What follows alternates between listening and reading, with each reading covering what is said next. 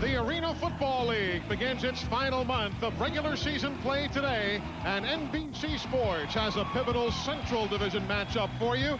It's the division-leading Grand Rapids Rampage and the homestanding Chicago Rush. Good afternoon, everybody. Welcome to the AFL on NBC. Alongside Charles Davis, I'm Eli Gold. You know, we're to the point of the season now where each and every game has major playoff implications. As you heard Al Trotwick talking on the pregame moments ago, the top 12 teams make it into the playoffs. And because of results from last night's games, Chicago is in. But Charles, one loss, and they're on the outside looking in. A spot that they were not supposed to be in heading into this season. So Mike Hohensee, their head coach, has made it very simple for his team.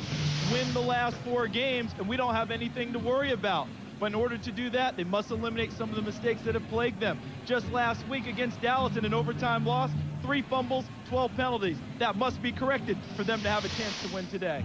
Now, as far as Grand Rapids is concerned, here's a team that with a win today is in the postseason. But more importantly, they're the number 5 seed right now. Only the top 4 seeds have that first round bye. That's what the Rampage and Clint Dolezal, their quarterback, are playing for. Yes, and Michael Trigg, their head coach, wants him to win the Central Division title first and then focus on the bye. But Clint Dolezal told us yesterday the bye is paramount for this ball club to have a chance to go to the Arena Football Championship game. And Clint Dolezal's having a great year.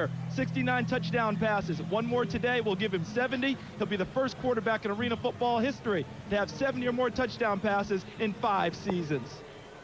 Getting set to go in a very filled arena here, just adjacent to O'Hare Airport in Chicago. Terrell Shaw, one of the deep men, along with the kicker Keith Gisbert. Behind Shaw is number 84, Steve Smith. He is the ultimate of the deep men here. And that is Steve Smith mishandling it, and Shaw plays it on the bounce. Shaw out to the 7-yard line, and that's where they'll be going to work. 1st and 10 for the Grand Rapids Rampage. Their offense led by that man, Clint Dolezal. He loves throwing to Shaw and Smith, and their rushing game with Chris Avery this year, Charles Davis, is ahead of what's been already a good-looking rushing attack over the last few years. Yes, the big guys up front. Eric Golston being the key guy in the middle, blocked very well, and Chris Avery has taken the ball and literally run with it, something you don't expect from Grand Rapids. With Smith in motion, they go the other way, and Terrell Shaw gets out to the 19-yard line. The Chicago defense is anchored by an outstanding defensive line. Klein Hesselink, Barron, and Moyer. They talk tough, they play tough. These guys like to rush the quarterback. That's the strength of their defense. And today, a key guy, Cedric Walker, the unquestioned leader in their secondary, is back after having a deep thigh bruise and has missed a number of games. And I talked to him in pregame. He says, I'm loose and ready to go, and I'm really ready to hit someone. One man we will not be seeing is Damian Porter, a wide receiver DB out of Wayne State. There are reasons for all of these substitutions as Dolezal finds Shaw and carries it out towards the 21-yard line of Chicago. Late in the season, certainly for Grand Rapids, they're going to start resting some guys because they're looking towards postseason play. Chicago doesn't have that luxury, but they're having to deal with injuries. And when you have to deal with injuries, you have to juggle your lineup, and you always hear about guys having to step up. It's a cliche, but that's why you're on the ball club. And if you want to stay around and have a job in the postseason, you must fill in when the key guys go down. That's what Chicago's looking for today, someone to step up for Damian Porter. And folks, plainly put, these two teams just do not like each other. It's that simple. There's the toss to Avery. And the fullback gets put down by a great effort from the defense. Bob McMillan contained it, and Lindsey Fleshman came up to put the exclamation point on it. An early running play by Grand Rapids. When we talked with Clint Dolezal, the quarterback for Grand Rapids yesterday, he said, listen, my reputation for not calling running plays is overblown. I will call them, and I need to do it against Chicago because of the pass rush. I have to have them thinking that we might run the ball from time to time so they don't come upfield as hard. A lot of screens, the occasional running play. because Moyer, Klein Hesselink, and Barron, that defensive front for Chicago, they'll get to the quarterback in a giant hurry. Quick release, catch by Smith at the 11-yard line. Nicely done. He was tied up by Cornelius Bonner. But Steve Smith, he's another guy who's really had to step up this year, what with injuries to Ricky Ross, who finally returns today, but has been out for the last handful of weeks. And Steve Smith is a guy who in the past has been plagued by injuries himself. So he dedicated himself with a strong off-season program and came back to camp in the best shape of his life. And it's paid off this year. He stayed free of injuries and has put up big numbers. The 3rd and short as we're just underway here in Rosemont, Illinois, just outside of Chicago. Avery, the fullback. Across the middle, complete. First down. Willis Marshall to the 5-yard line. Lindsey Fleshman and Cornelius Bonner stopping Willis Marshall. And one of the aspects you just saw of arena football is that 3rd and short is not necessarily a strong indicator of a running down. Clint Dolezal knew he was in 2-down territory. He had 4th down to come back and pick it up. Wanted to throw the football on 3rd and short. Nice slant pattern that Willis Marshall runs so well. Uses his body and his frame to catch the football. This is the 6th play of the drive. Smith in motion. Dolezal to run it. Dolezal to keep it. Dolezal scores. Touchdown, Clint Dolezal on the Grand Rapids Rampage. Folks, that is only the 6th time all year he has run the football. You saw head coach Michael Trigg basically saying, take a picture of that. You're not going to see it very often. Touchdown, Clint Dolezal. Michael says, I want to see the replay. I don't believe it. Great call by Clint Dolezal, who does call his own plays with the aid of offensive coordinator Sparky McEwen. They plot all week. Clint calls the game from the field, but he told us yesterday, Eli, lots of draws and screens early in the game to try and slow down the pass rush. I think a quarterback draw applies there. 6 plays, 42 yards, 4 minutes and 12 seconds. Brian Goins adding the extra point. Folks, you don't see it often. Clint Dolezal running for a touchdown. Have you ever spent like 5 minutes with him? He's totally self-centered and insensitive. They just don't go together. I mean, she's my best friend. She has these emotional needs he can't meet. Remember what she went through with Brad? Just like awful. And now he's the one acting needy. He's at the 50. He's at the 40. He's going to go all the way. Johnson breaking loose. The rookie's on fire. Wow, this kid's having a huge half. It's just incredible. You're such a great listener. Thanks.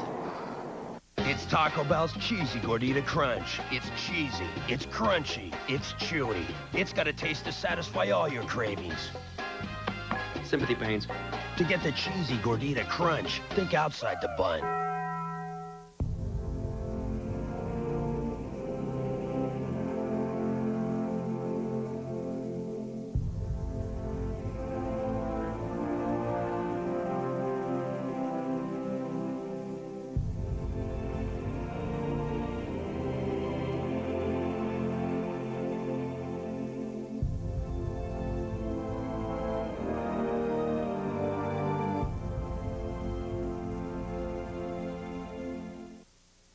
NBC Monday. It's time for the Fear Factor Championship. This year's winners are all back. To become grand champion, they'll face each other. And the biggest stunt ever. Oh my God! The Fear Factor Championship, NBC Monday.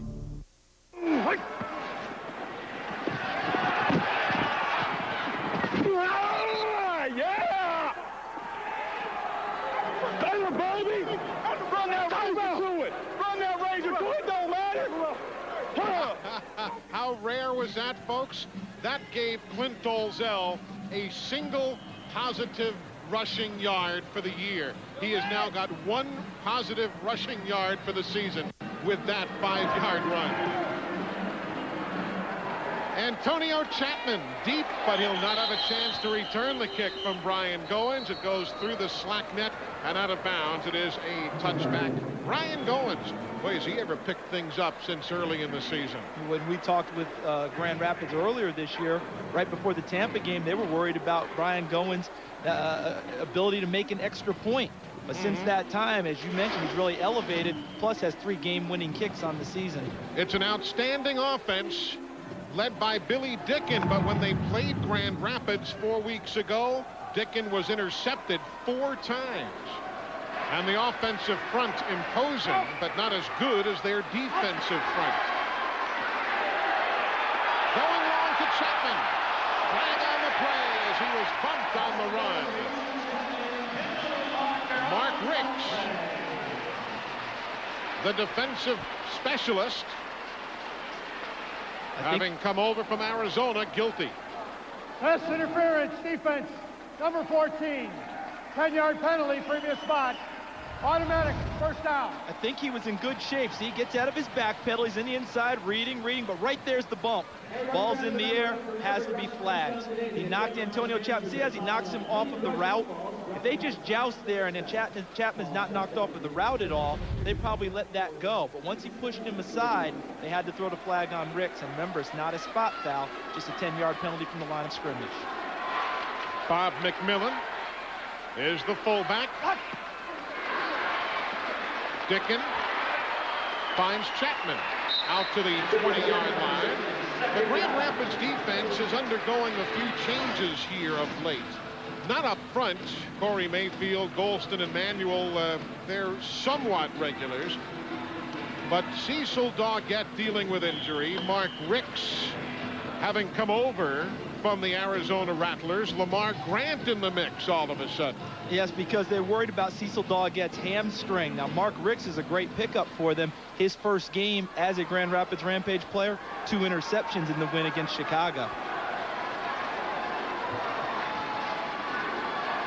Early in the first quarter, Dickin finds Chapman again for the first down at midfield, as we will find Al Trotwick with a first down at 30 Rock. Al? Eli, a little L.A. showmanship in Dallas. Tony Graziani finds Chris Jackson, and then Greg Hopkins and Kevin Ingram get on the bus. Michael Irvin, like it or not? I love it. I absolutely love it. The only thing is, Graziani forgot to get in the back of the bus for him. Tommy, I thought you were the guy who had the bus, but right now it's the Avengers. They lead at 7-zip. Back to you, Eli. Jackson, I tell you, that's been a heck of a bus ride. That's his 104th TD reception of the year. Of his career, rather. And that's the 13th man to get to that plateau in league history. Picked off in the end zone. Billy Dickin intercepted. Albert Reese was the man who pressured the quarterback. That's the 3rd pick by Ricks of Billy Dickin this season, and the 14th for the ball club on the year. Pressure from the defensive line, and also good coverage in the secondary because they went zone when they thought they were playing man-to-man. So Mark Ricks has just tied the Grand Rapids single-season record, 5 intercepts. I'm gonna give you the big half of mine. There you go, honey. Enjoy. Sharing feeds the soul. Bring a friend and try Denny's new hoagie melts. The hearty filling melt smothered in melted Swiss cheese. Or the delicious chicken melt covered with tangy cheddar. Try Denny's hoagie melts. And remember, sharing is good. Denny's, a good place to sit and eat. I like to skate. I don't like to sweat. I use Red Zone because it's the strongest stuff you can get, made just for guys. It absorbs in and helps stop sweat, period. Try it. If you don't like it, Old Spice will buy you a stick of something else. Dude, think about it. Would they guarantee it if it didn't work? Red Zone from Old Spice. Well, we had an amazing road trip. It was incredible. There's nothing better than getting the guys together and hanging out for the weekend. We got a little lost on the way. Eric had the map. Once again, you're pointing here, he's pointing over there. 247? 247, thank you! Yeah, we mountain biked, I did a little rock climbing. We met some friends out there, some girls. Somebody came in acting like an idiot. It could have been done at a different time, but I got back at him. You can't beat a road trip like that, and I'd go again, any day. The new Honda Element. Go with it. The AFL on NBC is being brought to you by Denny's, a good place to sit and eat. Stop by today and enjoy Denny's new hoagie melts. By the new Honda Element, go with it. And by Old Spice. Welcome back, Charles Davis. I'm Eli Gold. There are the numbers. How about Billy Dick? And I just told you that he'd been intercepted 4 times by Grand Rapids when they played last time, and he had settled down until that possession. Not a good one for him. He got a lot of pressure from Albert Reese. Big Country came in and put pressure on him, but he threw into double coverage, and Mark Ricks got the interception. So Clint Dalzell, already leading 7-0, goes for the jugular. Knocked away beautifully. Great defense. Juan Alfonso with a superb effort defensively. That's the 7th pass he has broken up this season. Despite the fact Alfonso broke up the pass, I like the call by Clint Dalzell. Excellent defense by Juan Alfonso. On the inside hip of the receiver, played the football, knocked it away. But I like the call because Clint Dalzell has a reputation of being a dink and dunk type of a passer. You got to push the secondary deep in order to complete them short underneath.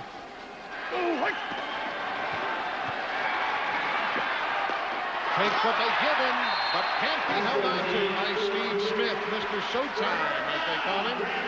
Coming up empty that time on the throw from Dalzell. And when you go back and look at the game film, Steve Smith must catch that football. Yeah. Can't be better thrown than that on the type of route. The problem is Steve Smith is trying to catch the pass.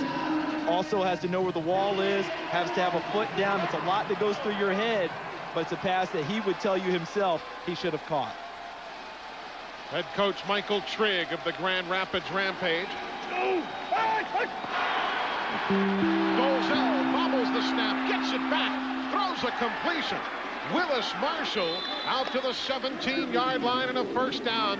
Good heads-up play. By the way, let us take a second there to offer condolences to Michael Trigg's family. His wife, Susan's sister, passed away a couple days ago. Susan is already in Gwinnett County, Georgia. The coach is flying there for the funeral right after the ball game. So to Michael and Susan and the whole family, our condolences from the entire AFL on NBC team. They're very sad. She just would have been 32 years old this week. So very sad, very untimely. That's it.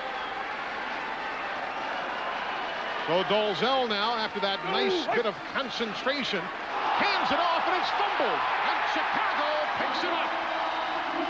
Travis McDonald never really had it. James Barron on the recovery, and Chicago is back in business. Timing. Travis McDonald, who was a 2002 AFL Ironman of the Year for Grand Rapids for the team, has not played that much this year due to injury. So timing may be off a little bit. Clint Dalzell puts it in the pocket, but Travis McDonald does not grab the ball the way he's supposed to as a fullback, thus the turnover.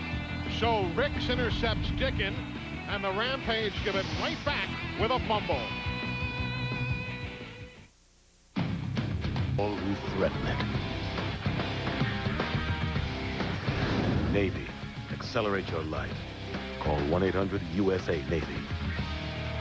I'm Allison, and this is our Days In room. Factor in a great Days In rate, less our AAA discount, minus what we would have spent going out for breakfast. And where I stay is a calculated decision. Days In. There you go.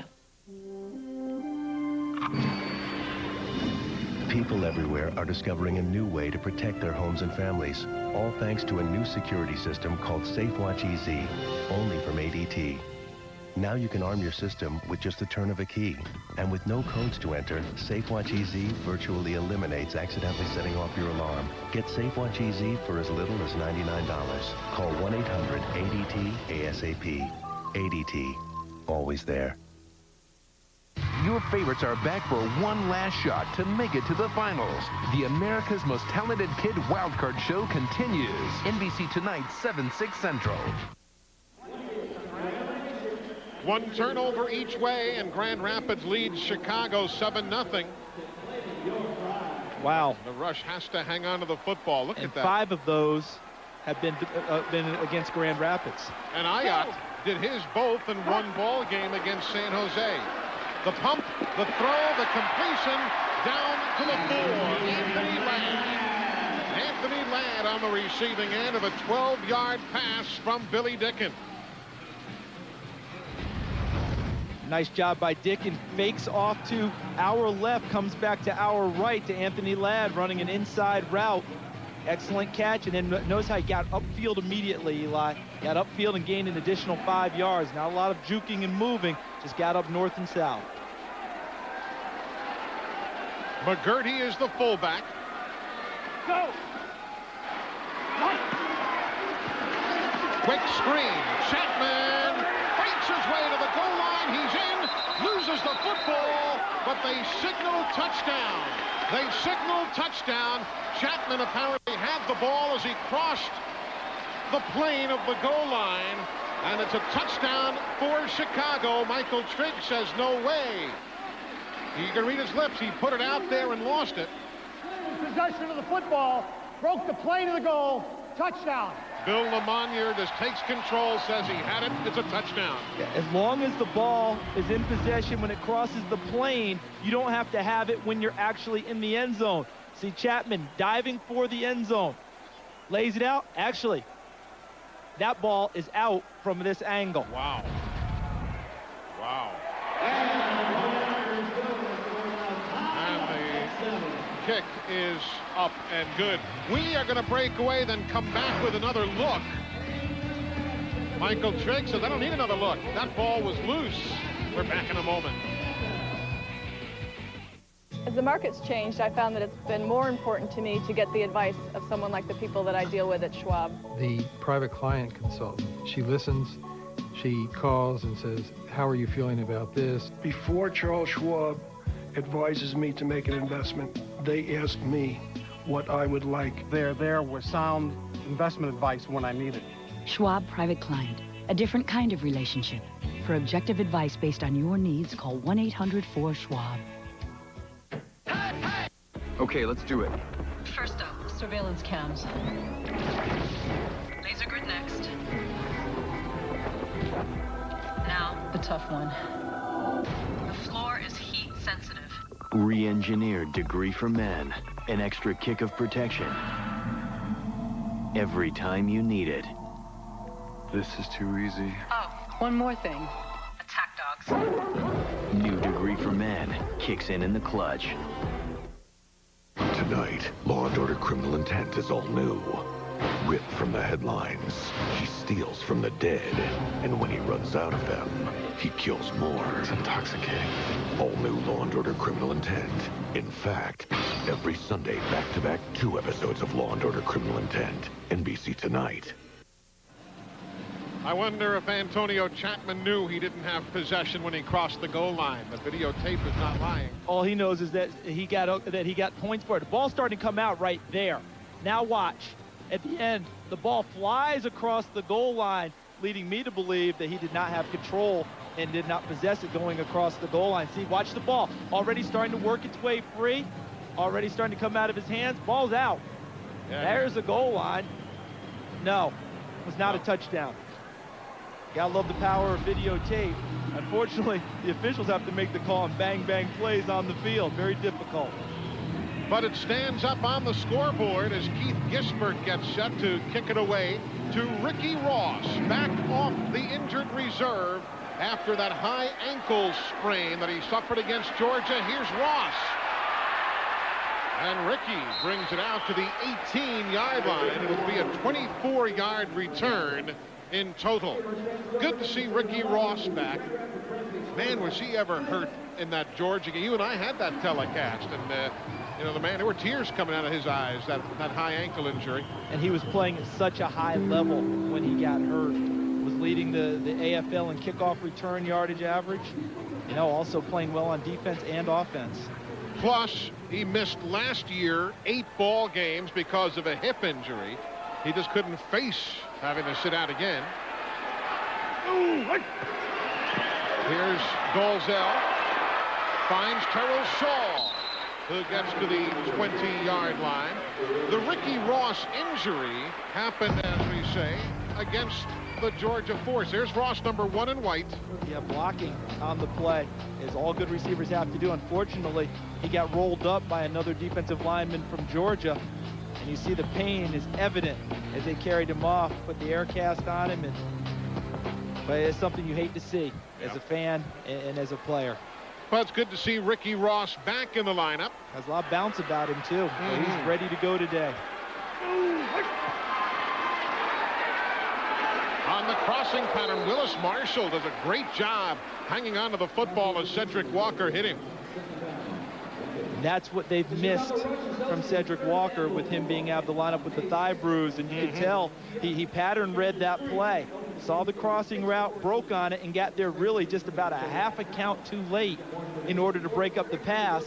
But once again, he provides great impact on the tackles. He's a very punishing hitter.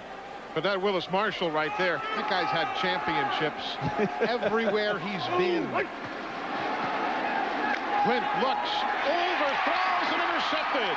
Intercepted by Marvin Taylor. Clint Dolzell overflew everybody, and Marvin Taylor pulls down his 3rd interception of the season.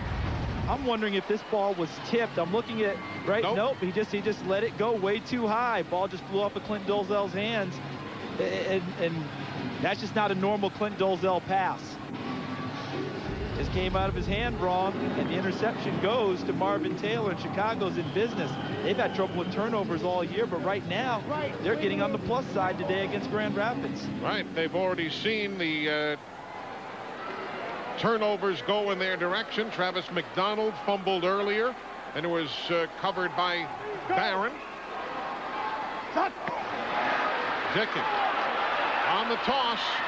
Here's McGurty.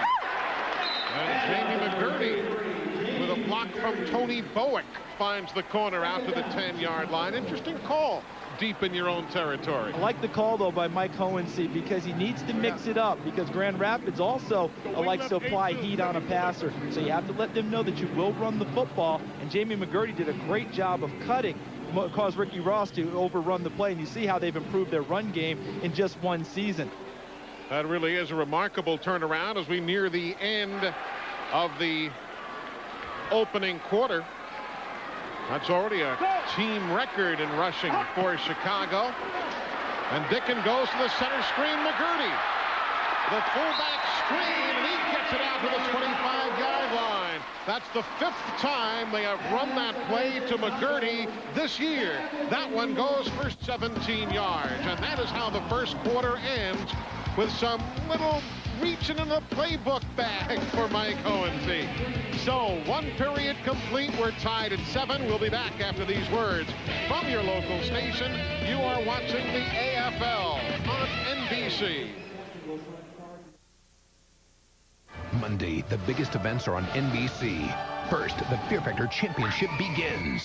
This year's winners are all back to face the toughest stunts yet. Then, the third watch season finale. And someone won't be coming back. Then, for 23 years, Jordan's looked for her mother's killer. Now the answers are near, and her brother is back. Sis. Fear Factor Championship, third watch season finale, and all new Crossing Jordan, NBC Monday.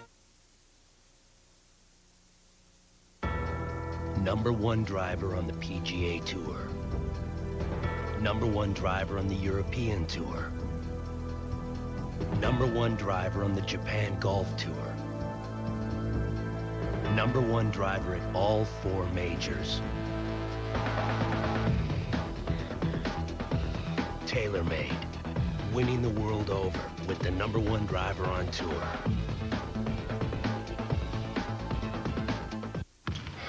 Your local Chevy dealer is proud to introduce the newest member of the team, Jay Williams.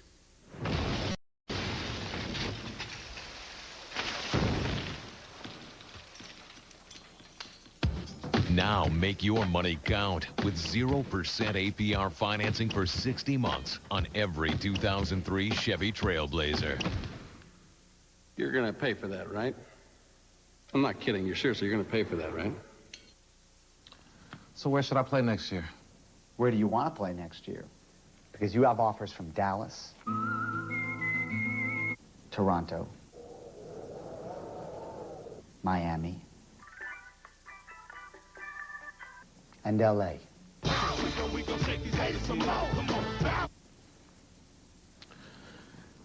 Tell me about LA. Old filter what you don't need. Keep what's good. MGD. Superior technology. NBC5 Weather, Chicago's weather station. Central Division opponents tied at 7. Quarterback Clint Dolezal has motivation for today's game. It's payback time. The Chicago game last year when they clinched the title of the Central Division was pretty bitter for me. I remember the game being over and Damian Porter looking up at the rafters, and we had the Central from the year before, and pointed at it and then did the rip sign, and it was pretty much over for us as far as having a chance to win the Central, and we have the opportunity to do that this week and put them out of the Central Division race, so hopefully we can get that done. Dolezal, who's sitting on the bench. He's back here right below he's behind the feet. Jeff Welch. He's right below the feet there. Jeff Welch is right behind the 1-7. Not only would it be payback, though, a win for that man's team today, and he basically puts a fork in Chicago. You got to think it. Well, the Chicago right now 0-4 in the Central Division, and Grand Rapids trying to work their way definitely into the playoffs. Underneath they come. Cornelius Bonner gets hemmed in, but picks up first down yardage. Willis Marshall and Mark Rick stop him as we head to New York. An update, Al Troutwig. Eli, AFL games rarely end in the first quarter, but Tampa Bay is certainly making it feel like that against the Dragons, who don't have their starting quarterback. Hey, how do you throw the ball to the big guy, B.J. Cohen, tell him to follow the big guys? How can you not get in the end zone? That's an easy touchdown. John Caleos had 3 touchdown passes, 19-3 Tampa. Eli, back to you. Michael's right, too. That last play registered on the Richter scale. It really did. See, Robert Hall, the defensive coordinator, Robert Smith, the defensive coordinator for the Grand Rapids Rampage, when he moves around, the field tilts a little bit, too, the former defensive lineman from Grambling. So from the 15-yard line, Dickin sends Fleshman in motion. Comes the other way with a diving effort on the catch. Touchdown! Cornelius Bonner, 15 yards. Great diving effort to grab the pass from Billy Dickin.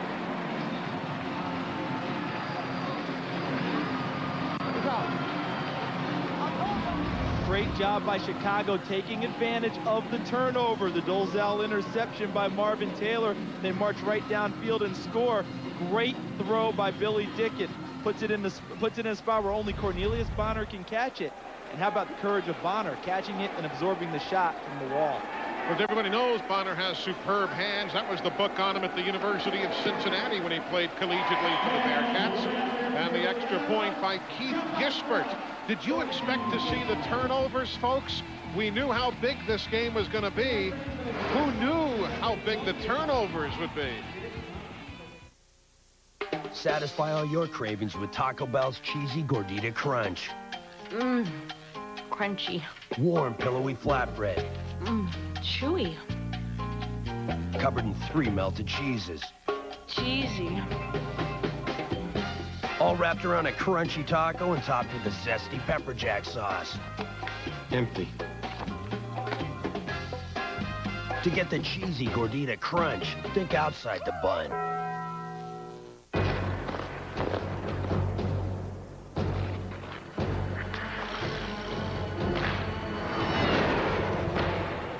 Oh, shave. That's irritating. Better buy Barbasol gel. New Barbasol gel blocks skin irritation. Lets you go for the comfortable close shave of your life. Close. Who's next? Love close? Hate irritation? Better buy new Barbasol gel.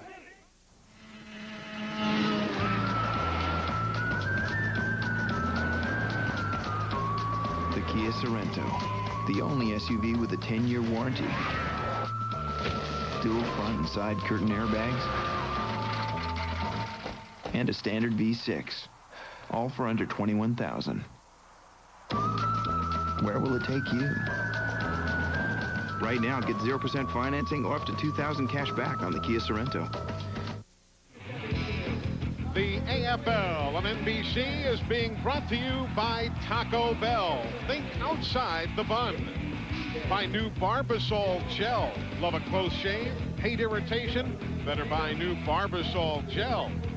And by Goodyear, reminding you to take all your journeys on the wings of Goodyear. In Chicago, the home team up for the first time today, and Jamie McGurty says, I got a headache. Got to cool off a little bit. The pride of Springfield College in Massachusetts. He was a Division III All-America there. Here's Willis Marshall. Great coverage. Great coverage. Gets covered at the 9. Superb extra or special teams play by Chicago. Folks, remember tonight on NBC, an all-new American Dream starring the new R&B sensation B2K as the Temptations. That's American Dreams tonight at 8, 7 Central on NBC. Yeah, that B2K, that's that R&B boy band group. Led by Marcus Houston, and it's going to be an excellent show. I love the show. Watch it with my family. Gail O'Grady is the mom, but the young lady who plays Meg has quickly become the scene stealer of that show. I don't think anybody can argue with that. I like the different celebs they have each and every week. There's a quick screen. And it's Ricky Ross out to the 15-yard line, and enjoying right there. That's not unusual. You know, that's part of the strategies we've seen over the last few weeks. Really, John Moyer was talking to us about it earlier today. He said, you got to get in the guy's face, and if he doesn't like it, maybe you'll get him tossed or something. Exactly. Neither one of these teams has gone to charm school. No. All right, and when you say Grand Rapids versus Chicago, they ratchet up. James Barron, one of the leading trash talkers, a guy who likes to get into the heads of the opposing players. He's one of the leading, proponents and executioners of it in the league. But he has to watch himself today, jumping off sides and putting his team in jeopardy with penalties and giving away easy first downs. Barron didn't even feel well yesterday. He had food poisoning. Willis Marshall, nice spin, but he steps out of bounds on that move at the 22-yard line. You know, we visited with Willis Marshall yesterday, and I mentioned it in passing before. This guy has won championships everywhere he's been. I mean, the man won in high school. He won in college. He's won in college. Yeah, he won in the Grey Cup with the Calgary Stampeders in the Canadian Football League. Interestingly, he said his most impressive for him, and the one championship he's really going to remember is that 1997, the 1AA title, when he was playing for Youngstown State and they upset Villanova and went on to win the championship when nobody figured they could do it. Jim Trussell, the head coach now, the head coach at Ohio State, who won a national championship with the Buckeyes last year. Golzell gets hit again as he throws that one away, and pushing and shoving again. This time the Grand Rapids players took a little offense at Chicago, what they perceived as being a late hit on Clint Dolezal. Good job protecting their quarterback in terms of not letting him get in the extra shot. Watch Dolezal in the pocket. Takes it. Yep, they're going to see that as being a little late, but that one actually was inadvertent. Yeah. But, of course, James Barron and Rod Manuel have to discuss it a little bit further. You know, don't you think both of these guys should go into the legal profession? You know, you want to talk about things all the time. Put them in the courtroom and hash it out at 10 paces in front of a jury. Let's see. Barron, Manuel, and Smith. You can see the shingle hanging out. Don't forget Corey Mayfield. And Mayfield.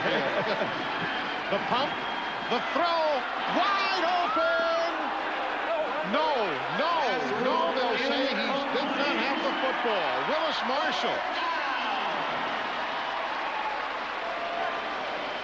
The officials were looking at each other, but they were on the scene. Let's watch it. Remember, the rule is the 1 foot, similar to college, but has to be the first foot down. Willis Marshall, right on the sideline, neither foot. Both feet were down. out. Both feet were out. Excellent call by the officials.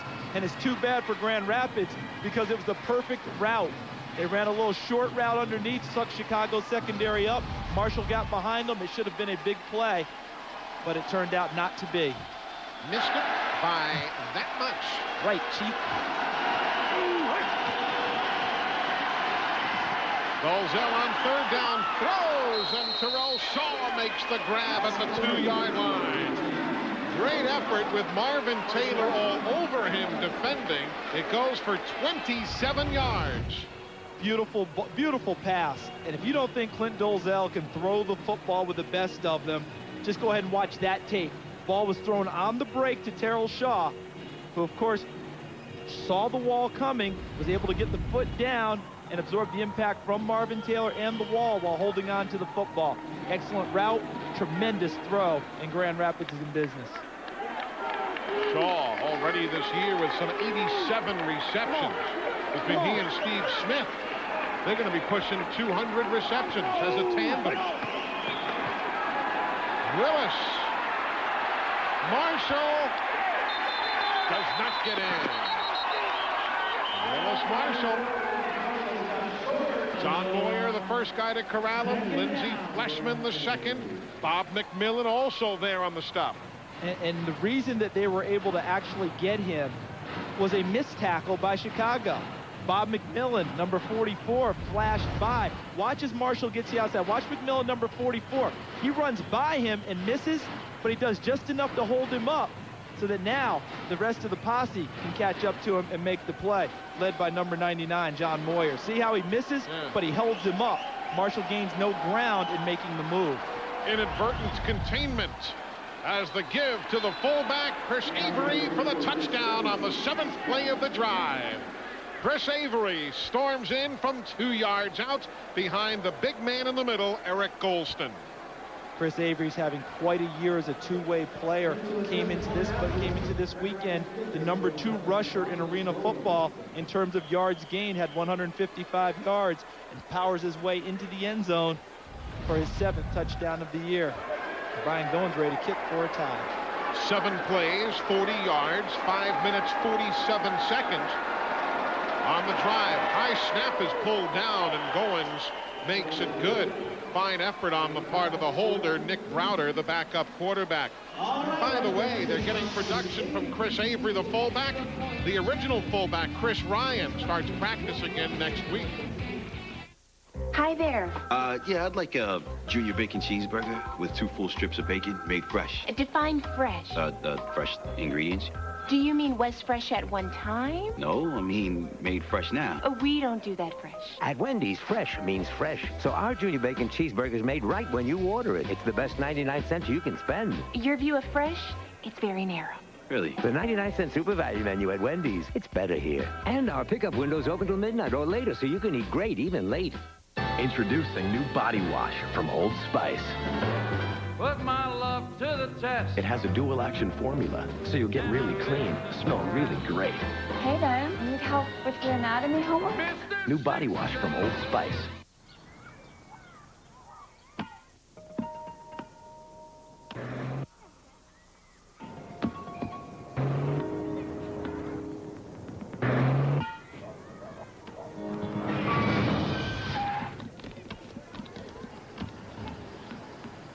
The unexpected can be planned for. Tires with proven stopping power. On the wings of Goodyear. Boxing back on NBC. Olympic silver medalist Rocky Juarez, undefeated 15-0 with 11 knockouts in a high-powered main event rumble. The Budweiser Boxing Series, next Saturday, 3:30 Eastern, NBC. Welcome back, everybody. While you were away on the commercial break, lots of pushing and shoving, trash talking. John Moyer told us this morning, I don't care how big this game is, we're both going to talk some trash. We don't change anything. I'm sure you guys know, and the fans at home know, we've got some intimidators on our team. Don't need to name any names, but we like to talk, and you know, that's one of our games, and we're going to do that, and it works to our advantage a lot. A lot of guys can't handle it. The heat gets under their helmet, and they do some things or say some things that get them in trouble, and that's what happened last week. This week's not going to be any different. They've got some guys that do the same thing, so it'll be back and forth the whole game. That's John Moyer seated in the back there. The penalties that were thrown, and there were flags while you folks were away hearing a message from our sponsors, those penalties will be assessed after the kick. Certainly Corey Mayfield will be in the middle of all that. Kickoff, Lindsey Fleshman and Chapman are back deep. Chapman to the 20-yard line. So with a 23-yard run back Al, you got any trash talking going on in the studio? We got it here. Eli, none in the game so far, but we do have some in the studio. Anyway, Tampa Bay and New York with their rookie quarterback Brent Petrus getting the first start. Boy, is Mike Furry open here. Yeah, and he finally found Mike Furry for a touchdown, his first of the day. Al, that's his 45th this season. Tommy Maddox is in here going, I could have done that. 19-10. Furry is getting close to Mike Horacek's numbers of 46 TD receptions in the 2000 season. Having quite a year, and they did assess a penalty after the kickoff. It's against Corey Mayfield, number 91. A little pushing and shoving after the extra point. So an additional 10 yards for the Chicago Rush. Go! Anthony Ladd is in motion. Dickin, the quarterback. Protection. Chapman, nice catch, reaching back around to the football, and a first down to the 7-yard line. And I know the Grand Rapids defense is not going to be happy that a hold was not called. Travis McDonald rushed the passer from the MAC linebacker position. He thought he was held big time by the Chicago Rush offensive line. See Robert Smith, the defensive coordinator, being very vocal about it. And I was a little bit surprised myself. Didn't see the flag. Thus, a big play for the Chicago Rush. 17-yard pickup. Down to the 7-yard line, Mike Hohensee. The only man who's ever been in charge of this Chicago Rush franchise. Chapman is the motion man. They fake the toss, and Dickin is going to outrun the big guys for the touchdown. He just outraces the beef to the corner for an 8-yard touchdown run, Billy Dickin. Great call, and look to the right of your screen because number 95, Ricky Simpkins, who has just been activated from the practice squad after being cut from the squad earlier. They brought him back just a couple of weeks ago, and he's just getting his first game action in a long time. Does not take care of his responsibilities, which is outside leverage against a quarterback bootleg. And Dickin takes advantage of his rustiness and takes it into the end zone. All right, now let me see a show of hands at home. How many of you folks at home really expected to see both Clint Dolezal and Billy Dickin run for a touchdown today? I see a hand going up in one living room, but you might be the only one. We're back in a minute.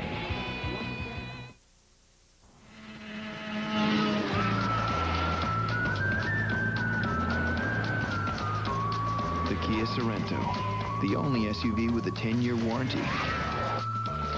Dual front and side curtain airbags, and a standard V6, all for under $21,000. Where will it take you? Right now, get 0% financing or up to $2,000 cash back on the Kia Sorento. I'm gonna give you the big half of mine. There you go, honey. Enjoy. Sharing feeds the soul. Bring a friend and try Denny's new hoagie melts. The hearty filling melt smothered in melted Swiss cheese. Or the delicious chicken melt covered with tangy cheddar. Try Denny's hoagie melts. And remember, sharing is good. Denny's, a good place to sit and eat. The first major advance for the fastest treatment of athlete's foot is Lamisil AT. Lamisil AT is the first non-prescription medicine proven to kill the fungus with just 1 week's use. Not even a prescription can beat that. Lotrim and AF and Tenacan still expect you to treat for 4 weeks. Who's going to do that? When your feet itch and burn, using Lamisil AT 1 week keeps you athlete's foot free 3 months. Lamisil AT. There's no better way to cure athlete's foot. It's a party, the first big event of the summer, and it's only on NBC. Kick off your summer with the greatest 2 minutes in all of sports. The Visa Triple Crown begins with the Kentucky Derby next Saturday live at 5, 4 Central on NBC. Welcome back to Chicago, and let's show you how the Rush went up 7 on Grand Rapids. Look to the right of your screen. Ricky Simpkins, number 95. He's a defensive end for Grand Rapids. He needs to have better leverage against the quarterback. Bootleg play by Billy Dickin for the score.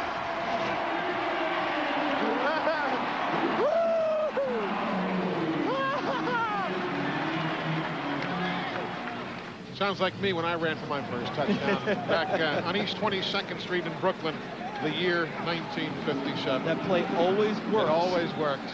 Low quarterback bootleg. Here's Ricky Ross. And Ross is out to the 19-yard line. If you're just joining us, folks, it bears reminding you again that the importance of this game is simply this. A Grand Rapids win, they get in the playoffs, and they're hoping to earn a first-round bye when the playoffs begin in 3 weeks' time. If Chicago loses today, they are not mathematically eliminated from the playoff chances. They will need a lot of help. But they need a ton of help. Mike Hohensee told us the other day, as you see the standings, he said, if we win 4, we're in. If we win 3, we might make it with help from some others. If we can only win 2, he said, we're basically done. Steve Smith to the 9-yard line. Nice thread-the-needle play around the defense of Marvin Taylor. 24 yards on the pickup. Great route by Steve Smith, pushes Marvin Taylor deep and then breaks it off to the sideline about 20 yards downfield. Ball's delivered perfectly. The one thing that Marvin Taylor did well on this play, made the tackle downfield. Watch, he has to turn and come back, drives to the football. Great throw and catch, but he did make the tackle on Steve Smith, so he couldn't waltz into the end zone.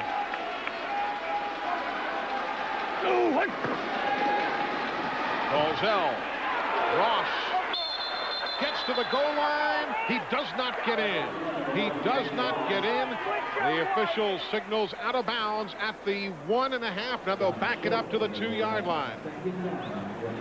Can you tell Ricky Ross has missed a little bit of playing time? He's come out very aggressive today. Clint Dalzell looks him off downfield, comes back short to Ross. Now watch him take out Marvin Taylor. Lowers his shoulder. Has he been hanging out with Chris Avery, their fullback, recently? Great job by Ricky Ross. Good call by the officials as he stepped out of bounds near the 2-yard line.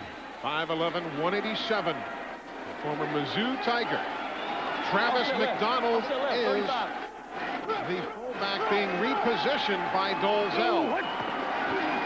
Fakes the give to Smith. Throws it. It's tipped. And it is nearly intercepted by McGurty.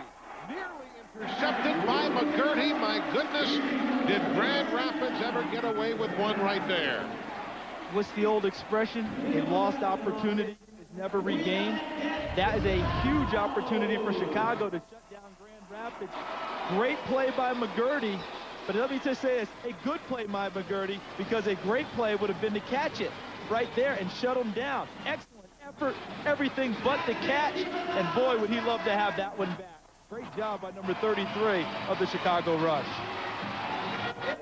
Would have been his first interception of the year. See, right now, you're thinking to yourself, if you're Chicago, boy, now there's more pressure to keep him out of the end zone. We had him stopped. Now we have to do it again. McDonald is the fullback who fumbled earlier. Gets the toss. Flags are down. McDonald will lose yardage back to the 5. Riley Klein-Hesseling is the man who really contained that play for Chicago's defense. I'm really surprised they actually ran that play with Travis McDonald, to be frank. He had the fumble earlier, offsides against Chicago, so very fortunate for Grand Rapids, and that's another automatic first down. The rule changed this year in arena football. Offsides by the defense, automatic first down. Number 5, offside. And that's against Cedric Walker, a secondary player. Great job by Chicago. Strung out the play very well. There's no open space to run the ball by Travis McDonald. But now they've given Grand Rapids first and goal inside the 1, and that's a defensive secondary player lining up offsides. Might be a little bit of, what would you call it? Ring rust, since Cedric Walker hasn't played in a long time. You have to know where you can align, and that's what cost him against Dallas last week, a penalty late in the game. He fumbles the snap. It is loose. It is battled for and recovered by Grand Rapids' Ricky Ross, who grabs it away from Riley Klein-Hesseling. Now, this is unlike Grand Rapids and Clint Dalzell. And Chicago actually had an opportunity to regain their lost opportunity, didn't they? On that one, the ball's on the ground. Don't know whether Dalzell got it clean on the quarterback center exchange or if he didn't stay in long enough. But in any event, Ricky Ross was on the spot. Ball was there. I just think Clint just didn't really grasp it very well. Klein-Hesseling nearly Klein-Hesseling almost had it. Not able to get it. Ricky Ross saves the possession for Grand Rapids. Do they get the play off? Yes, as we near the 1-minute warning. And the ball is knocked out of Dolezal's hands. He gets it back and throws it up in the souvenir country. Is he the best? Is he one of the best? Unbelievable at keeping his cool. Is he just one of the best? Cool under pressure. This tall Texan is incredible. But Vernell Hankton, the former LSU Tiger, came in and just swatted the ball out of Dolezal's hands. And we have come to the 1-minute warning. Let's take a listen at that play. Both teams have 3 timeouts remaining.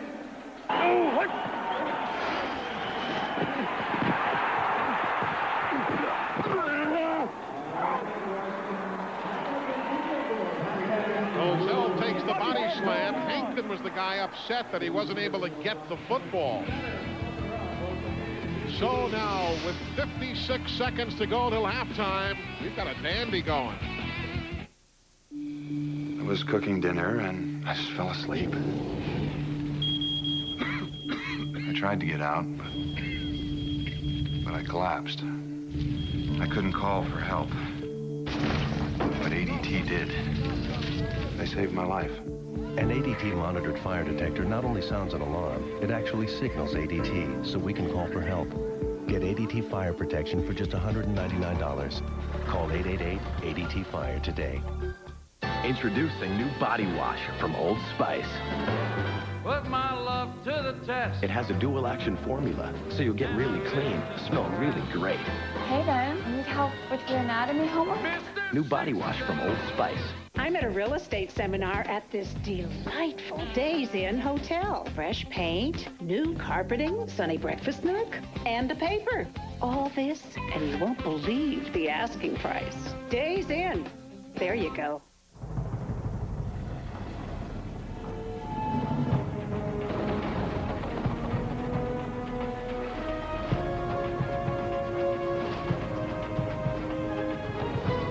The passage is intense, but if you complete the journey, you will find your destiny among the world's greatest warriors. The few, the proud, the Marines. Texas rat snakes are going to be one of the largest snakes that you find in the Metroplex area. NBC's Funniest Outtakes Tuesday, 8/7 Central. You know, Clint Dolezal's numbers just attest to the type of career he has had. He's learned a lot over those years. The wily veteran saved big yardage on this play. Ball's almost knocked out by Hankton, and then he throws it in the stands as he has the right to do. And what does he save on the play? Not a football. Football goes to the fan. But he saves 15 yards in real estate for Grand Rapids. It would have been 3rd and goal from the 17, not 3rd and goal from the 2. And did you see those stats, folks? Clint Dolezal has not thrown a first-half touchdown today. And he won't throw one there because flags come fluttering in from every corner of the playing field. This is the age-old question. Did Grand Rapids jump or did Chicago jump? Defense, number 96, unabated to the quarterback. Half the distance to the goal. First down. Another first down given up by penalty by Chicago in a goal line situation. If you read Hohensee's lips, the coach of Chicago said, "You're kidding me." Riley Klein-Hessling. You know, frankly, he shouldn't be surprised because he has an aggressive group of guys who have been doing this all year long. But can you believe so far you haven't called James Barron's name for jumping? Normally it's him. Or Corey Mayfield on the other side. There's the toss. Smith on the cutback. Touchdown. Nice play. Steve Smith, the cutback move, and he runs it in for a touchdown.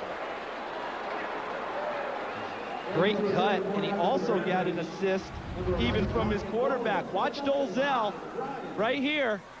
He's going to go and try and help as Steve Smith cuts it back. Doesn't really do a whole lot, but still the willingness to pitch in and lead your ball club. Great cut by Steve Smith, going where the space was open, not where it was bunched up. Corey Mayfield, whose name we had mentioned moments earlier, threw a superb block. That was the one that allowed Smith to make the cutback move. Goins with the extra point, capping off the 6-play drive. 31 yards in 4 minutes and 16 seconds. So Steve Smith runs it in. his first rushing touchdown of the year.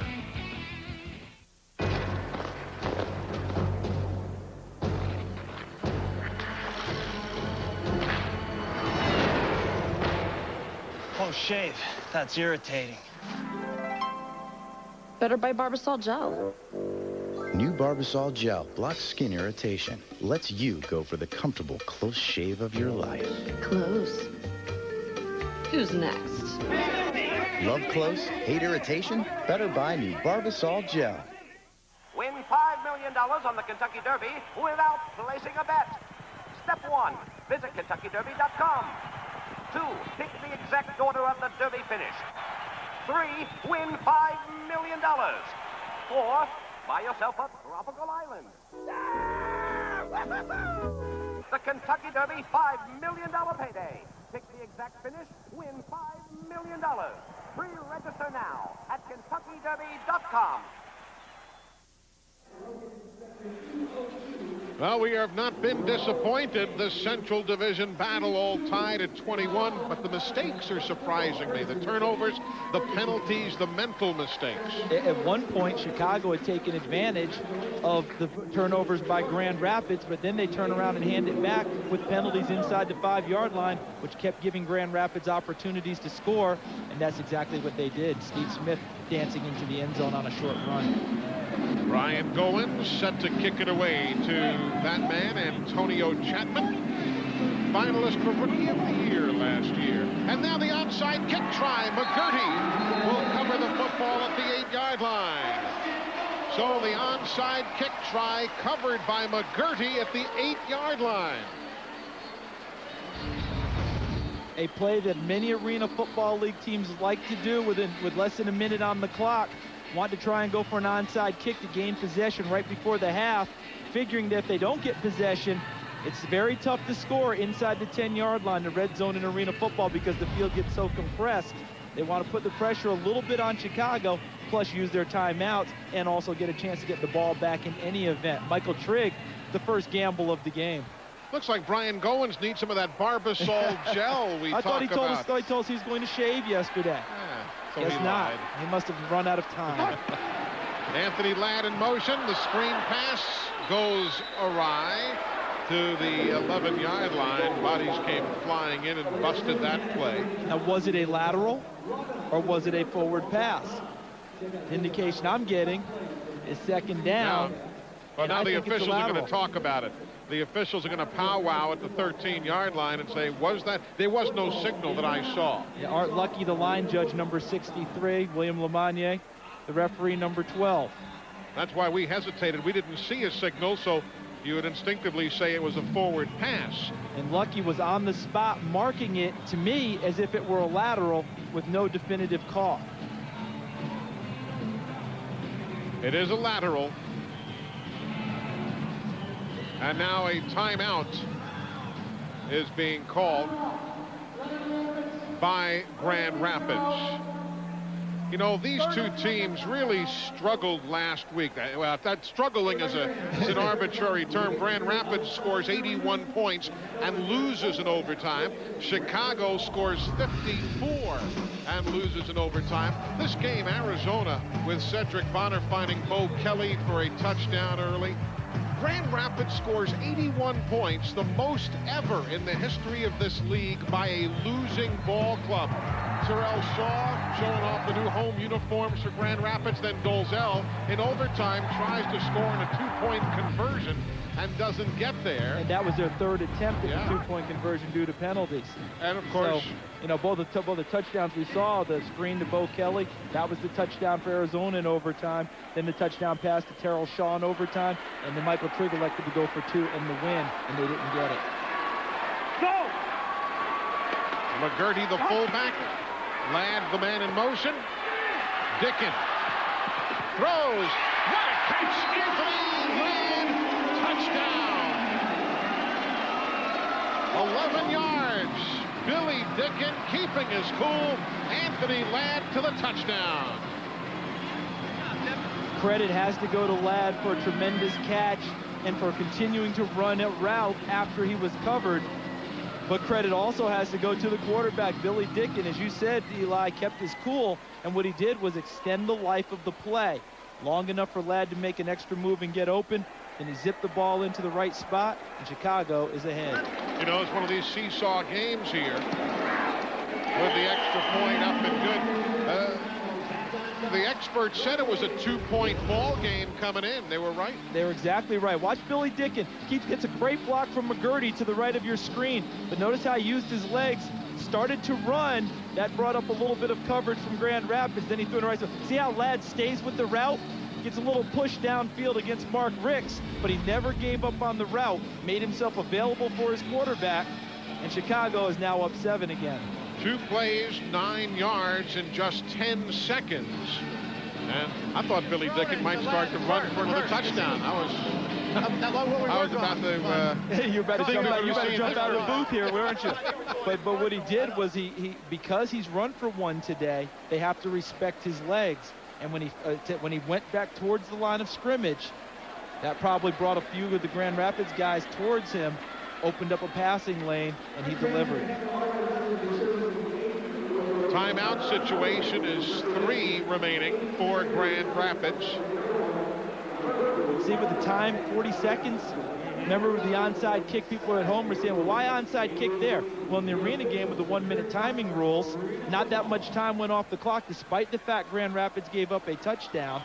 Now, Grand Rapids has to guard against the onside kick from Chicago, but they'll get the ball back if they kick it deep with plenty of time to mount a march downfield. Gisbert kicks this one away, and Ricky Ross will bring it out to the 15-yard line, where Cedric Walker and others stop him. A 23-yard run back on that play. So plenty of time, 35 seconds and 3 timeouts with which to work. Chicago covering kickoffs very well thus far against Grand Rapids today. Grand Rapids, the #1 kick return team in the league, coming into this ball game, averaging well over 20 yards a return. You know, Clint Dolzell has thrown at least 1 touchdown in all 44 games in which he has played for the Grand Rapids Rampage. And certainly we have a lot of football to play here today, but he's not yet thrown one. We're nearing the end of the first half. Trying to work free, Willis Marshall. Nice move to pick up extra yardage down to the 13. A 22-yard pickup. Nice collaboration between Clint Dolzell and his offensive coordinator, Sparky McMillan, on the play selection, and then an excellent read by Clint Dolzell downfield. Saw double coverage in the middle of the field with what was potentially his first target, came off to his safety valve route. Watch Dolzell. See how he looked downfield, then came back to our right and found Willis Marshall. Watch the move Marshall lays on Cornelius Bonner before Lindsey Fleshman tackles it from behind. Avery at fullback, and the ball is thrown, and it deflects off the combination of Avery and Frank Moore. Moore and Avery were engaged in a blocking session, and the football deflects off the 2 of them. 3-step drop pattern. How many times do you see it? On a 3-step drop, the object of the offensive lineman is to get the hands down of the defensive lineman. Frank Moore able to stay up against Chris Avery, doesn't cut him down, gets in the passing lane and bats the ball away. There's Frank Moore from Pittsburgh. Been in both New England and Toronto in this league. Ross in motion, going to him, through his fingertips, incomplete. He was there. Remember, Ricky Ross has missed a number of games. I still say, you know, there's nothing that you can equate in practice to game speed. Just a speed out route to the back of the end zone. Ball was in the right spot. Ricky Ross just took his eyes off of it at the last moment. Ball just slid through his hands. Couldn't be more open for that type of a route. Meanwhile, Dolzell is one of his last 5. And that one should have been a completion. On the afternoon, Clint's 13 of 22, 158 yards, no touchdowns, 1 interception. And with his ankles being held, he throws an interception. He had nothing on that one. It is Cedric Walker with flags down, bringing it back out to the 16-yard line. But let's wait and see what the flags are all about. It's in the secondary. Not a good sign usually for Chicago. Dolezal had nothing on it because his ankles were being held. He went strictly with arm strength, and Walker picked it off. Prior to the pass, number 5 on the defense, holding. Well, half the distance to go. Automatic first down. That's the man who made the intercept, Cedric Walker. And remember, on the last possession, Cedric Walker lined up off sides and gave Grand Rapids a new set of downs, which eventually allowed them to score. Look at this is why Dolezal had nothing on it. Great pass rush by Moyer, had him by the ankle so he couldn't step into the throw. And there's an obvious hold against Cedric Walker. That allows you to make interceptions when you hold them downfield. So now just 2 seconds remain until halftime. And a timeout is being taken by Chicago. They want to talk things over. Well, the penalties look pretty benign, don't they? You know, just 3 against Chicago. But the ones that they've had have been killers for them. Goodness. 2 offsides that gave Grand Rapids first downs on their last possession led to a touchdown. And this one, the hold, that it keeps a drive alive for Grand Rapids after an interception by the rush. Quick reminder, folks, next Saturday at 5 Eastern, 2 Pacific, NBC proudly presents the Run for the Roses, the 129th Kentucky Derby. You know, 25 years ago, Affirmed won the Triple Crown, and now maybe Empire Maker can be the first in 25 years to do it. And do you know prior to that, it was 25 years before that? Right, Citation and the Secretariat. Yes. Visa Triple Crown, next Saturday at 5 Eastern, 2 Pacific. 21-yard field goal. Brian Goins makes it good, and the half has come to a close.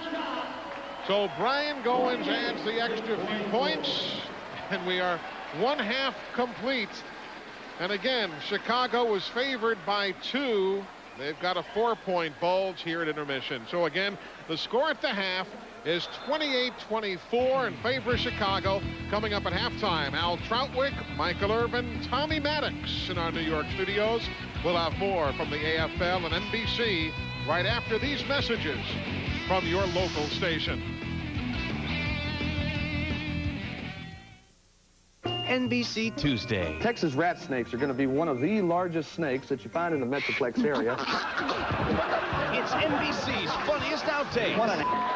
Then, on an all-new Frasier, it's Dr. Phil. Where in hell's Lilith? We've been divorced now for 10 years. Congratulations. Then, Ellie's old flame is twice the man he used to be. It was like he had eaten himself. Watching Ellie after Dr. Phil on Frasier. It might just change your life. NBC Tuesday.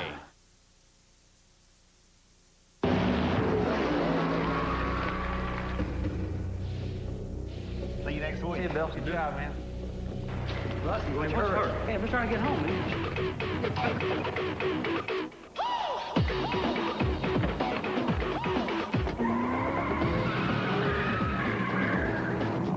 Introducing the Dodge SRT series. Race inspired, street legal. Sweet. #1 driver on the PGA Tour. #1 driver on the European Tour. #1 driver on the Japan Golf Tour. #1 driver at all 4 majors. TaylorMade, winning the world over with the #1 driver on tour.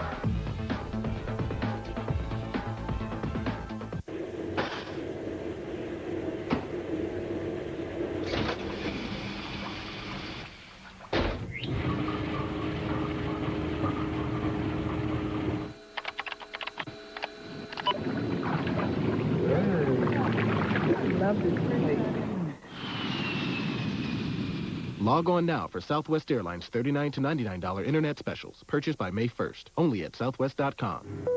You are now free to move about the country. Left. Left. Perfect.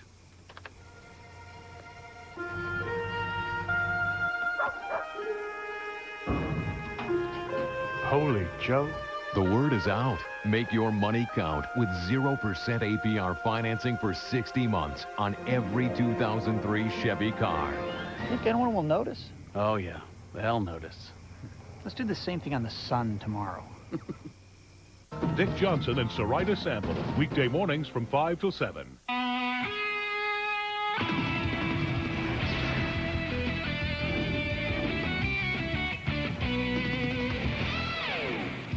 It's the AFL Live, and Grand Rapids and Chicago takes us to halftime here on NBC. Al Troutwig along with Michael Irvin. Glenn Parker's on the injured list, but we are thrilled to welcome Tommy Maddox, quarterback of the Pittsburgh Steelers. Easy for me to say. Pittsburgh Steelers here in our studio. Hey, guys, they're doing all this talking in this game about the division championship and the rivalry and bad blood. But as a fan, I'm saying winning the division doesn't mean anything in this league. What's there to talk about? If you're a player, do you still want to win it because it's there? Well, I think it comes down to pride. Yeah, if there's a division title out there, it's big to win. It's big to say, hey, we won the division. But you can't get hung up on it too much. You got to get refocused and focused on the playoffs. And this coach, believe me, this coach want to hold his speeches when he tells his team, let's go out here and play like Central Division champs. That's why he wants to win. Yeah. Boy, that got me excited to do the highlights. That's already. Let's do it. Let's start things off with the game that everybody's been watching, the Grand Rapids Rampage and the Chicago Rush. Nice pass defense by Juwan Alfonso. And if there's a theme today, guys, it's defense around the league. Yeah, there's been a lot of good defense around the league. This is a great play. He looked back right at the last second and got a hand on it. Turnovers. Even Billy Dicken knows about it. Well, you know, there's been some teams that have moved the ball and thrown some interceptions in the end zone, and usually a couple of stops in this league will come back to haunt you. So the turnovers sort of offset themselves. The first 21 points are scored how? Off turnovers. Way to go, Tom. Now Billy Dicken, a little trickery here on the bootleg. He scores the touchdown. Chicago grabs the lead 21-14, and right now at halftime it's 28-24, so this is anybody's game. Grand Rapids is thinking about postseason position. We move on. Los Angeles and Dallas in Big D.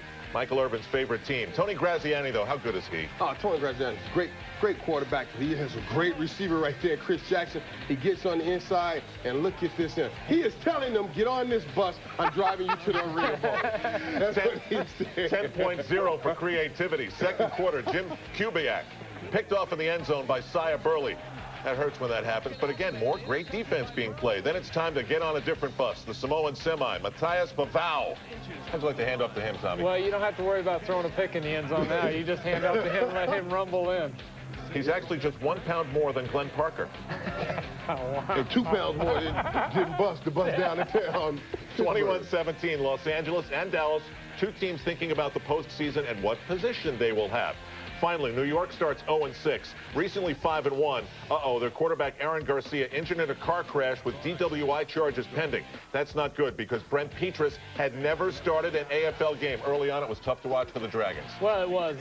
Tampa got off to a good start. They were pinning their ears back and coming after him, wanted to put a lot of pressure on him, and got a couple of turnovers. And then Kaleo for Tampa was very sharp early, hitting a couple of touchdowns early. You'd like it if he threw to you, right, Mike? Especially first play, like when you come out right here, 44 yards, something long. There's something beautiful about a long touchdown pass.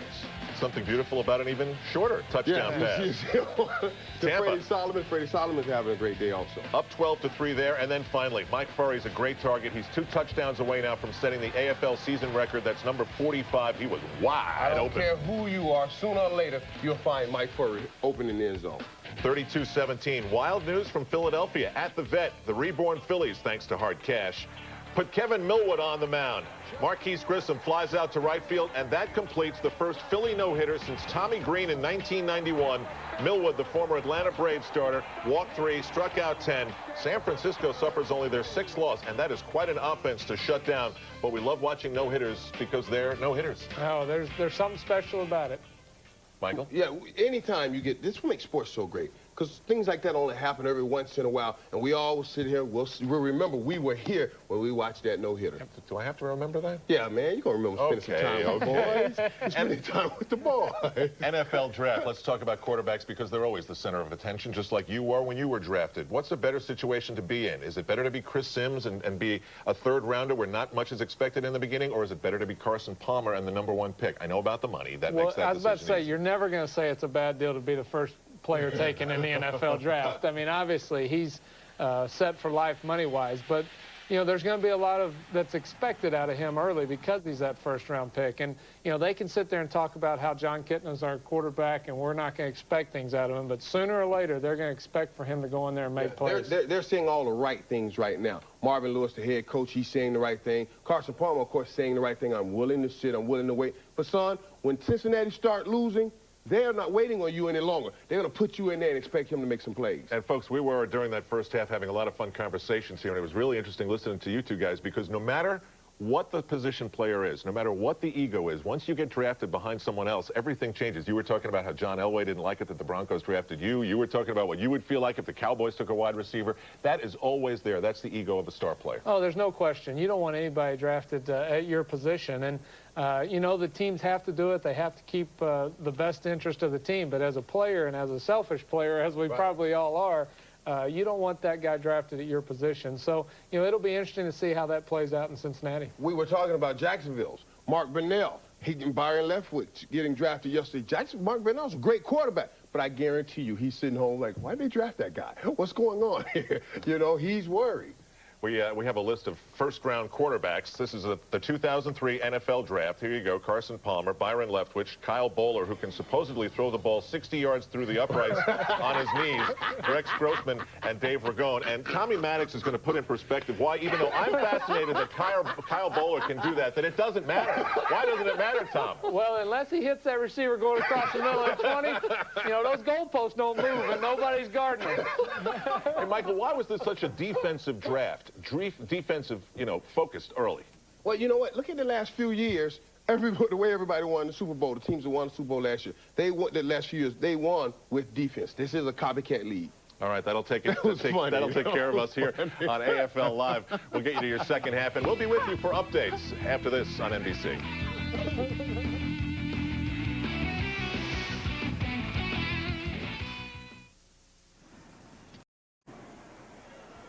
Welcome back, everybody. Halftime here in Chicago, and we told you Chicago was favored by 2. It's been a seesaw affair, 4 points here at halftime. Eli Gold and Charles Davis, we welcome you back.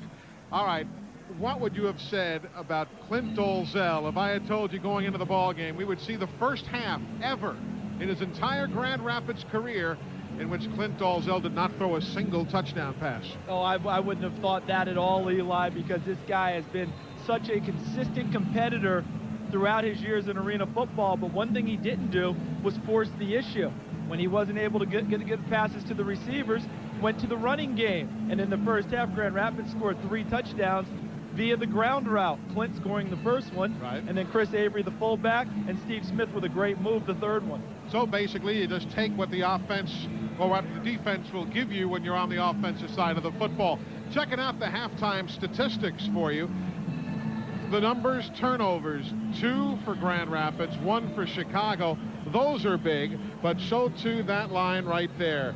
The stops, that's huge. The first stop of the game was Grand Rapids, the interception by Mark Ricks, but since that time, Chicago has gone up and down the field and has been able to put the ball into the end zone. The one stat we don't see are the penalties, and they haven't been huge, but they've been key. Chicago, 2 offsides, helped Grand Rapids score a touchdown inside the 5-yard line, and then a defensive holding against Cedric Walker led to another touchdown for Grand Rapids, kept the drive alive. Led to the field goal at the end of the half by Brian Goins. So Chicago making the mistakes that have hurt them in the past. And there you see the comparisons. Passing-wise, none for Dolezal, though he's run for a touchdown. Dickin has thrown for 3 and run for 1 of his own. So that's what we're looking at as we go to the half number 2. And again, the storyline in a nutshell. Chicago with a loss, and they are basically out of the playoff picture, though not mathematically, but for all intents and purposes. While Grand Rapids with a win, they are in the playoffs, and they keep their hopes alive for a first-round bye. The bye is going to the top 4 seeds in the postseason. Off the net. Here's Chapman. Nothing there. And he's down to the 9-yard line. Folks, as you know, the people at Denny's have that great uniform giveaway going on. You can log on to arenafootball.com to participate. Tom Harvey from Chandler, Arizona won uniforms for his 8-year-old stepson Nathan's football team.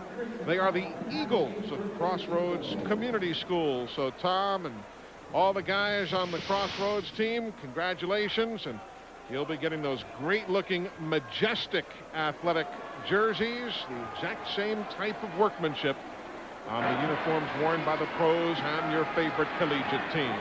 Quick release, here's Fleshman to the 13-yard line. Lindsey trying to avenge that miscue of a weekend ago when he fumbled the football in overtime, trying to reach it across the goal line, a fumble that eventually led to a loss.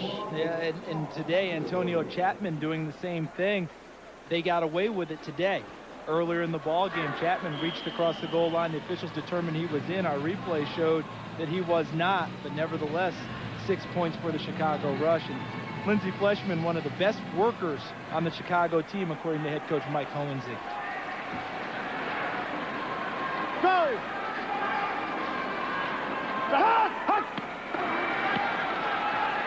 Dicken looking long. Too long that time, even for the speedy Chapman, who couldn't chase that one down. Chapman had Mark Ricks with him stride for stride. Right off the line of scrimmage, the high motion, and Lindsey Chapman just used his speed, went right at Mark Ricks, and gained the advantage. So when Antonio Chapman came up to the line of scrimmage off of the high motion, meaning he had a running start at the defender, he just used a slight swerve to the outside, basically a straight line move, and Billy Dicken somehow managed to overthrow him. Came into the ball game with 85 receptions, Chapman did. Hurry up! And here's a hurry up. Play clock is at 5, 4. That's the snap off.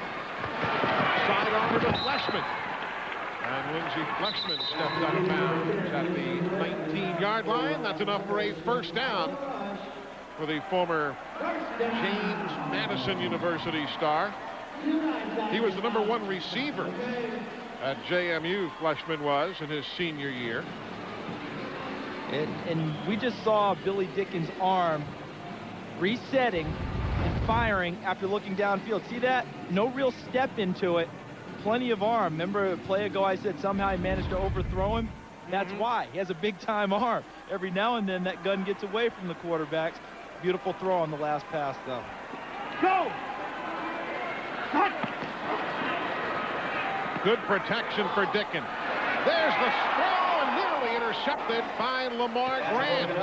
Lamar had the good angle and cut in front of Antonio Chapman. Nearly had his second interception of the year. Lamar Grant, let me introduce you to Jamie McGurdy of Chicago. He had an opportunity in the first half to end a drive with an interception, unable to come up with the ball. Perfect play, except for the finish by Lamar Grant. Ran the route with Antonio Chapman, came at his inside hip, cut off the pass, was right there. The only thing he didn't do, and the most important part, was catch the football. Thus, Chicago has second down now, and if they go down and score, that's a big opportunity missed by Grand Rapids. Go! Everybody moves, this time on the left side. Antonio Chapman, the wide receiver, jump. Fire the snap. Ball start. #10 in the offense. 5-yard penalty. Still second down. Very unusual because I don't believe that Lindsey Fleshman was the motion man. No, I believe, well, he moved and so did Chapman. Yeah, normally you'd have the motion man coming and maybe going across the line of scrimmage and getting that call. If you take a look at the penalty situation. Again, not that many penalties, but they've been critical, especially on Chicago's part. Yep, just a little twitch. No, that's like a balk in baseball by the pitcher. Yeah. Just a little movement, just enough, throw you off. Good concentration to hang on. Cornelius Bonner knew he was going to get drilled by Cecil Doggett and does a good job hanging on to a football that he should have had cleanly, but had to work for it. He had such space that I think that he was looking to get downfield before he tucked it away cleanly. See the gap between #3 Doggett and #9 Bonner? And Cornelius knew it. He wanted to catch the football at that point and get a move on Doggett.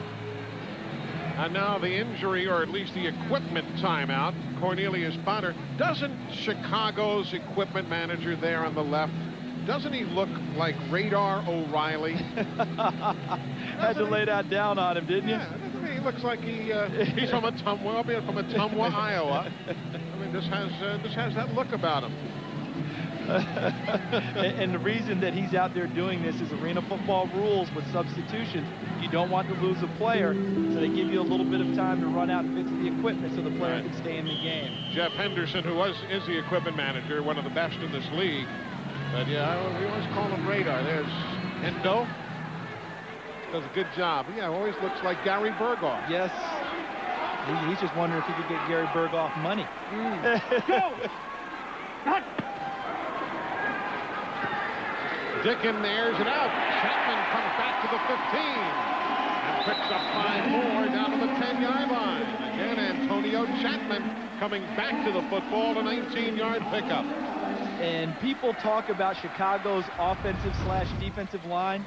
As we see Chapman get downfield, you have to respect his speed deep, and he has pushed deep a few times today. Mark Ricks had to give him room, and then he curled back inside. Perfectly delivered ball by Dickin. But my point is this. The offensive line now for Chicago, which is also the defensive line because they go both ways, gave Billy Dickin plenty of time to throw the football on that play. Yeah. They're often maligned for their pass blocking, but that time they were excellent. And now the officials taking a timeout again to allow Hendo to continue the equipment repair on Cornelius Bonner. And look at Hendo go. Look at the speed he's moving because he does not want to have Bonner removed. And doesn't want to have to use a timeout for the team. Well, we've got a second here. Let's listen in to some of what's been going on in the world of Billy Dickin this afternoon.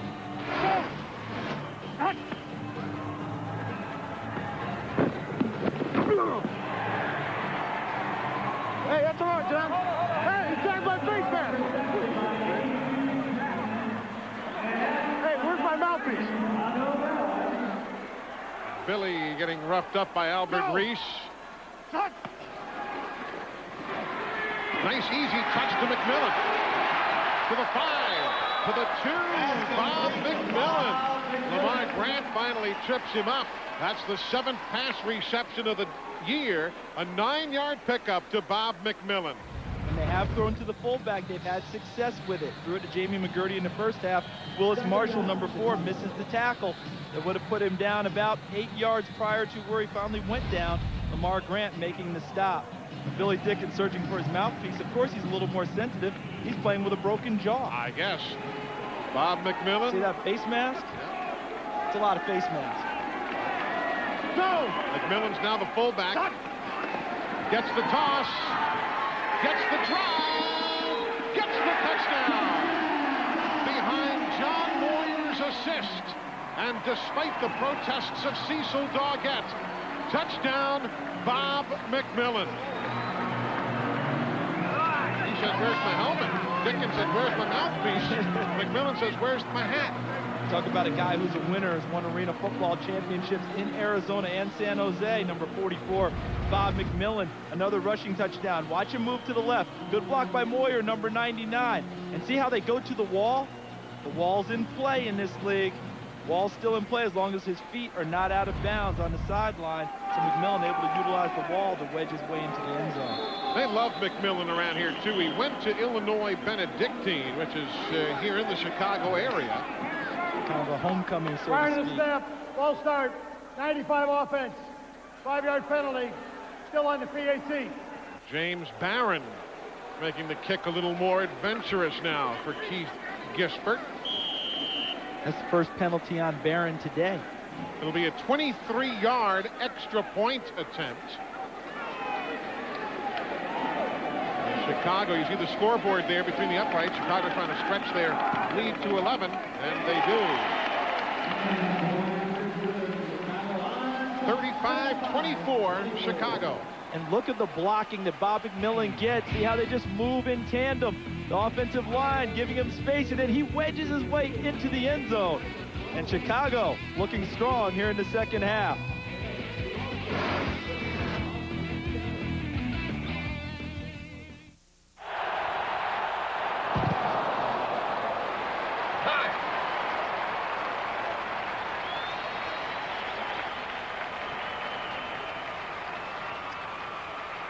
Suarez, I have some good news. I'm taking you out. Oh, you said you had good news. I do. I just saved a bunch of money on my car insurance by switching to Geico. Give me the ball. Geico. 15 minutes could save you 15% or more on car insurance. The first major advance for the fastest treatment of athlete's foot is Lamisil AT. Lamisil AT is the first non-prescription medicine proven to kill the fungus with just 1 week's use. Not even a prescription can beat that. Lotrim and AF and Tenacan still expect you to treat for 4 weeks. Who's going to do that?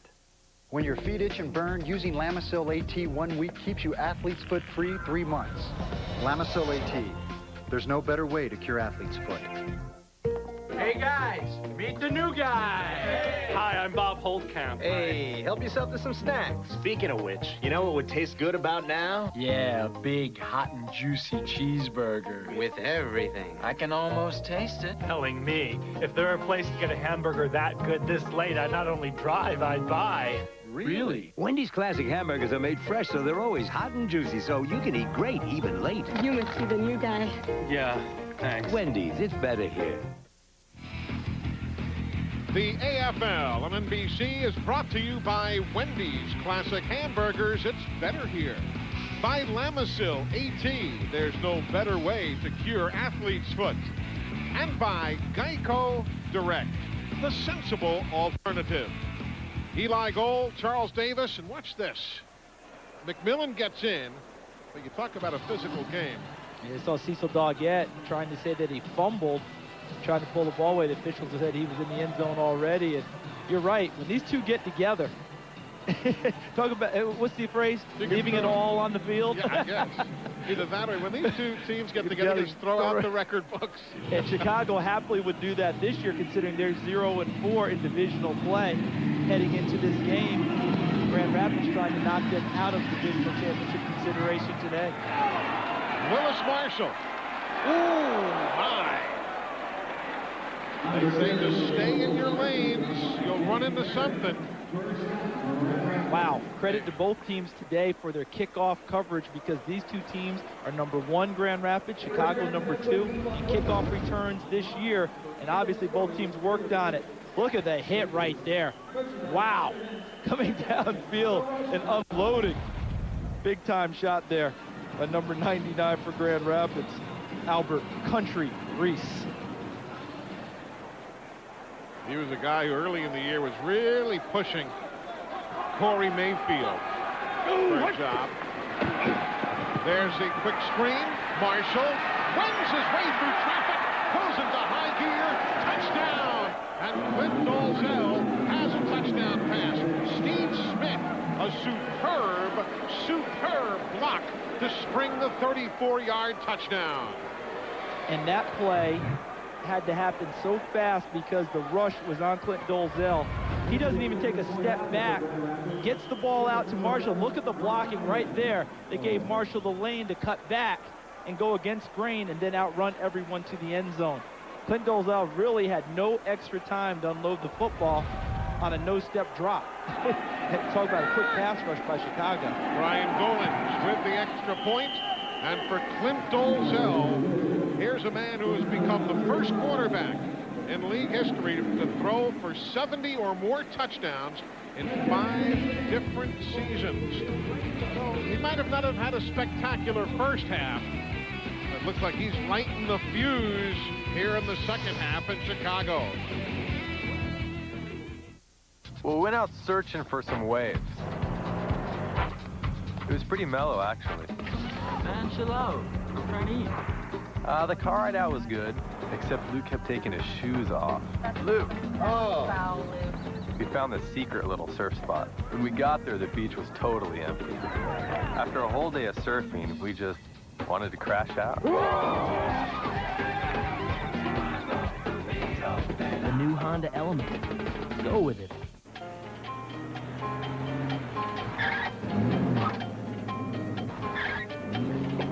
Don't let anything stop you from satisfying your late-night hunger. Taco Bell is open late. Spice up the night. Open late. In his element. Tighten it up up front, baby. Tighten it up. Let's go. Touchdown with 1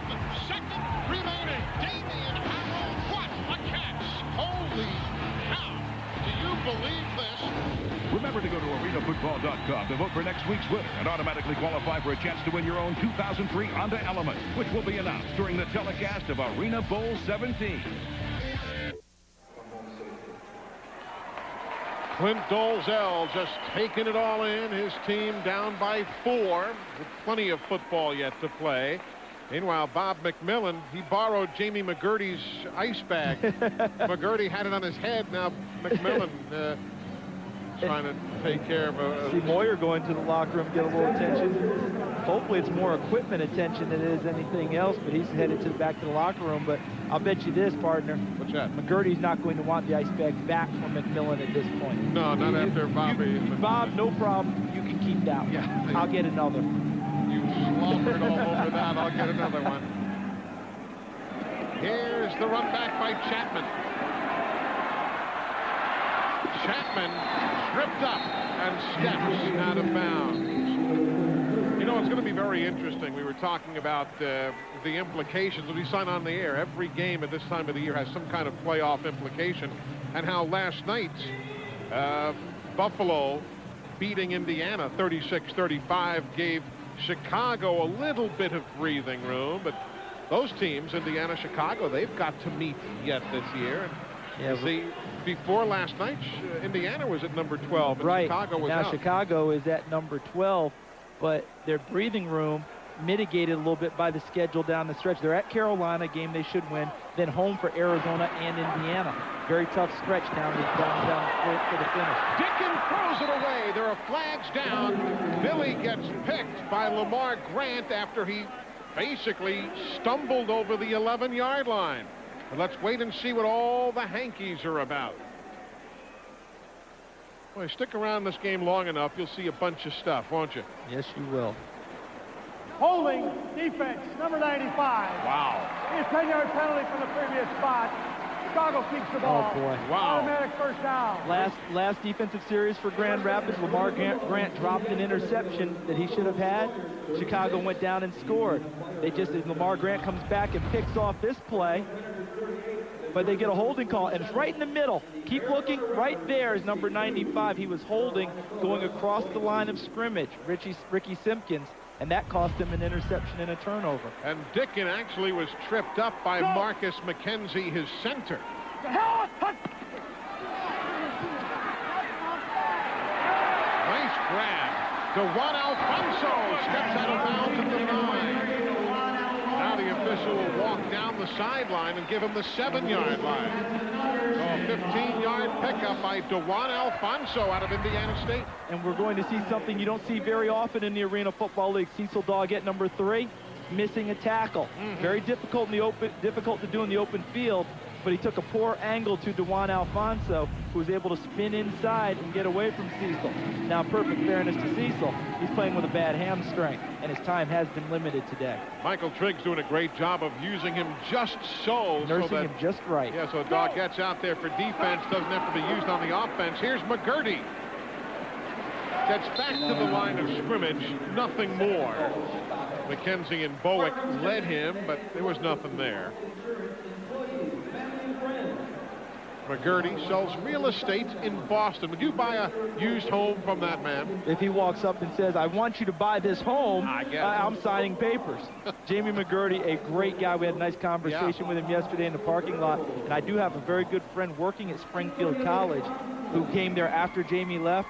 He said, but Jamie McGurdy's impact is still felt there at Springfield. One of the best guys they've ever had to walk that campus. The Division III All-America back in '96. Everybody's covered. Throwing it towards Ladd, but up into the seats instead, and there are flags on the play.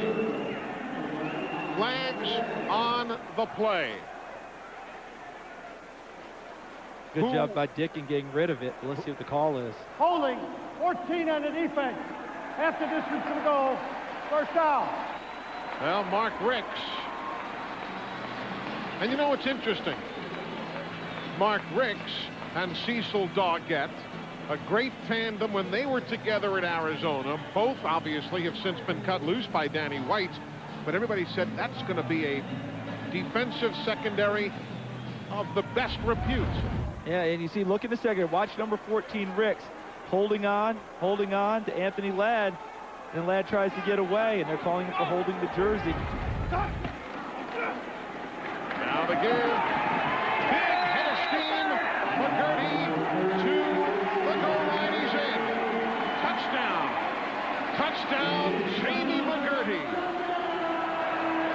In the first half, as we see Michael Trigg, the head coach of Grand Rapids, working on. In the first half, Chicago penalties gave Grand Rapids extra opportunities for a touchdown and then a field goal. In this half, what we've seen are Grand Rapids penalties, giving Chicago an opportunity to score a touchdown, which they did, as McGurty diving, and if the front part of his body was down before the goal line, but we're seeing it at the perfect speed. It's bang, bang for those officials. It appeared to them as a continuation into the end zone. Off the mark. It is a 10-point ball game, 41-31. A three-play, 33-yard drive in 2 minutes and 57 seconds. That official knew it was a TD all the way. Touchdown, Chicago.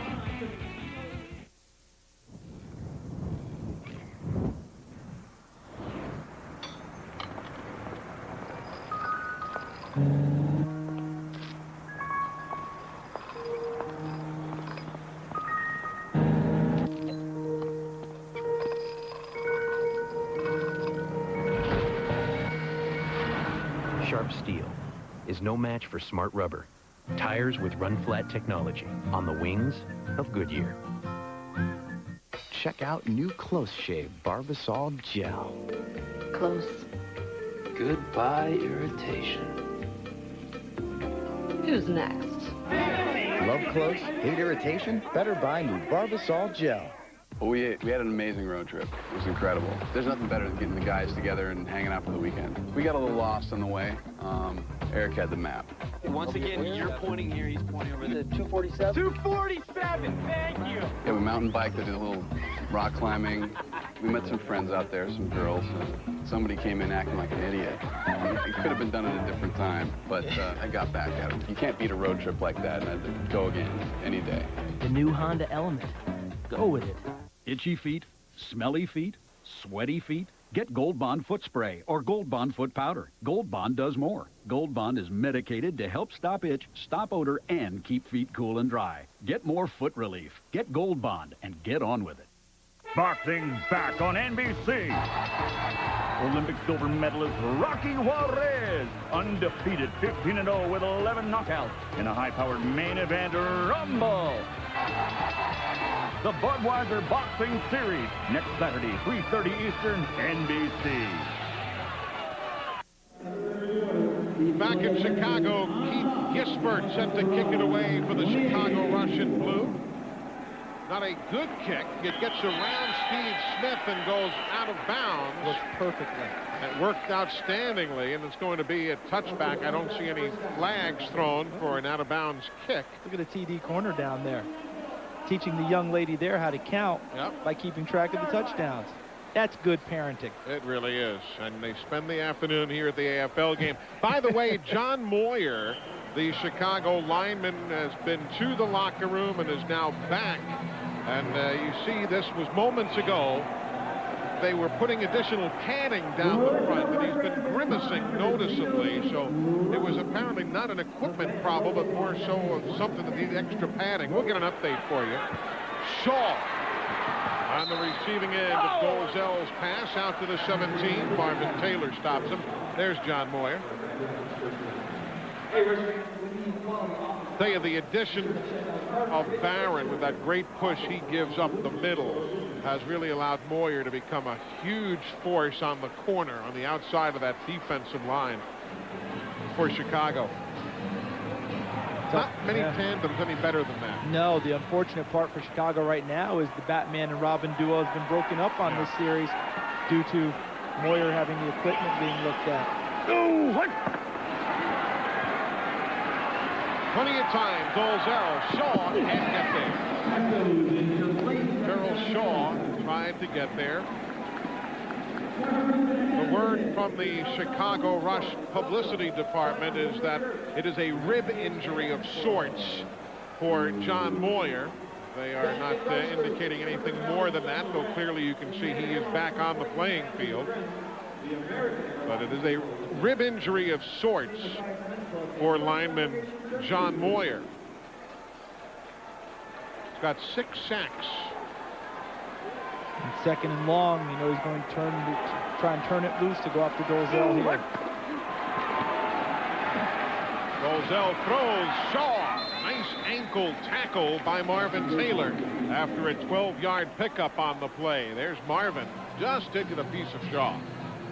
Got just enough to get him down, and in the secondary, being an open field tackler does not always mean being a pretty tackler. Sometimes all you want is just a little bit of ankle. That's all it's going to take to get him down. They'll take it because open field tackling is very difficult to do. And you see the clock counting down to triple zeros. The third quarter is now in the books.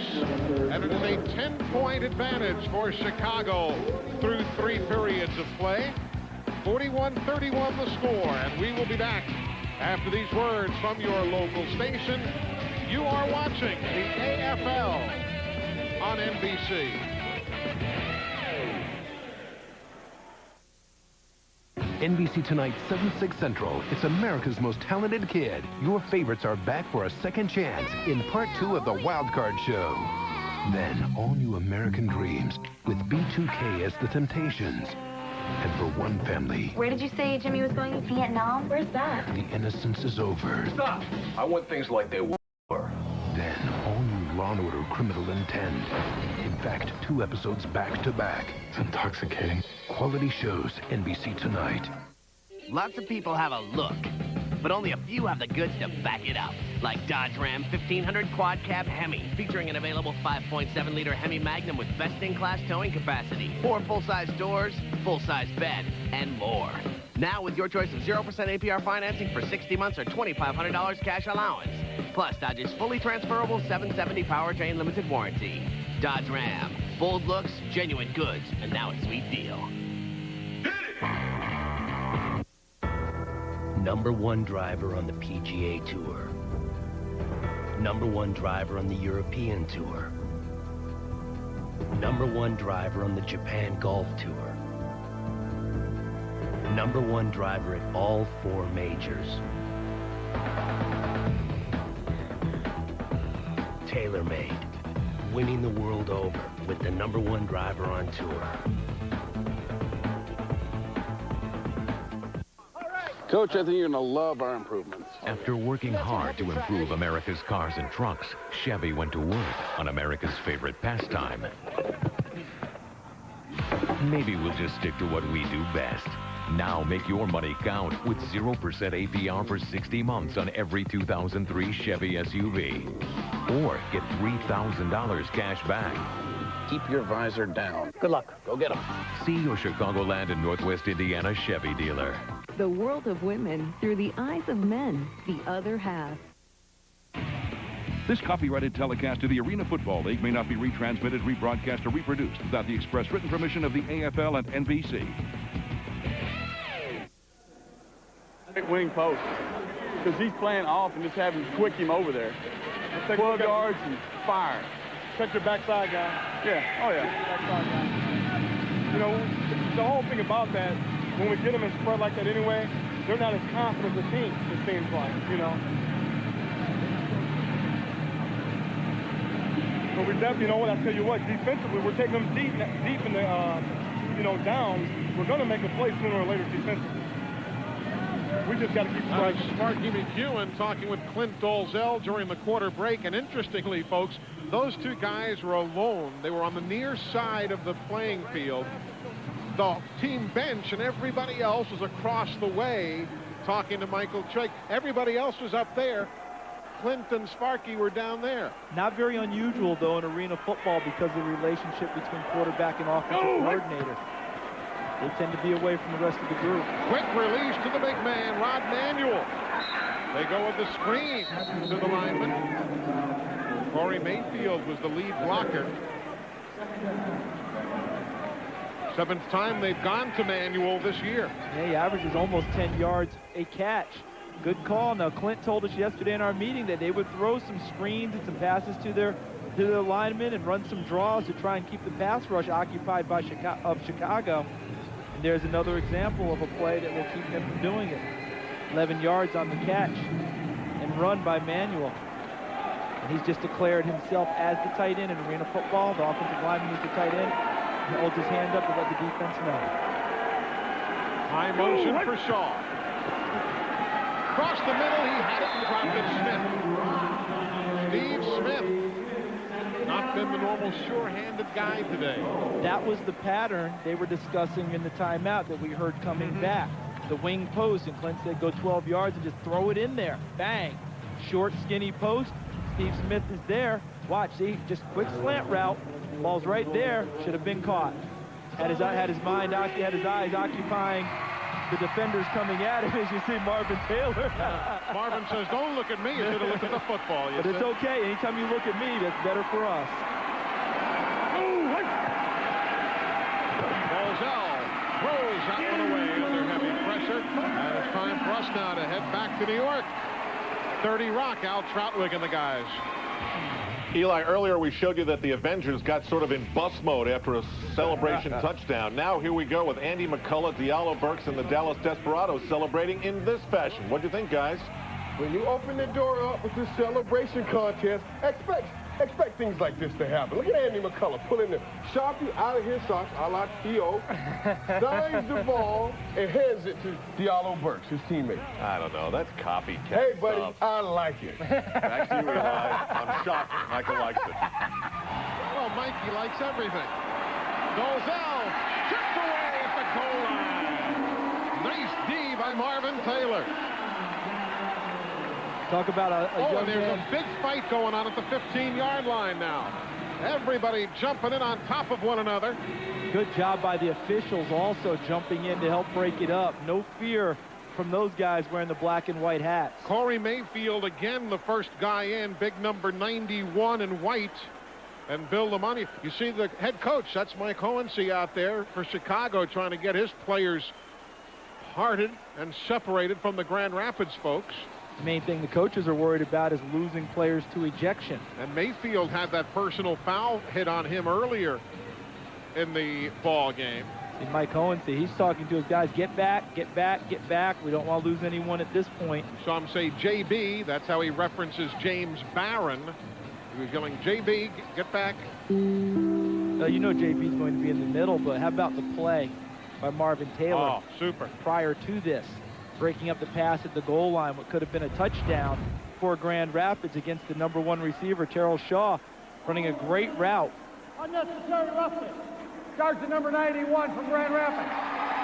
Player on the ground. 91 put his knee down into his chest. 4th down. We heard the explanation from referee Bill Lamonier.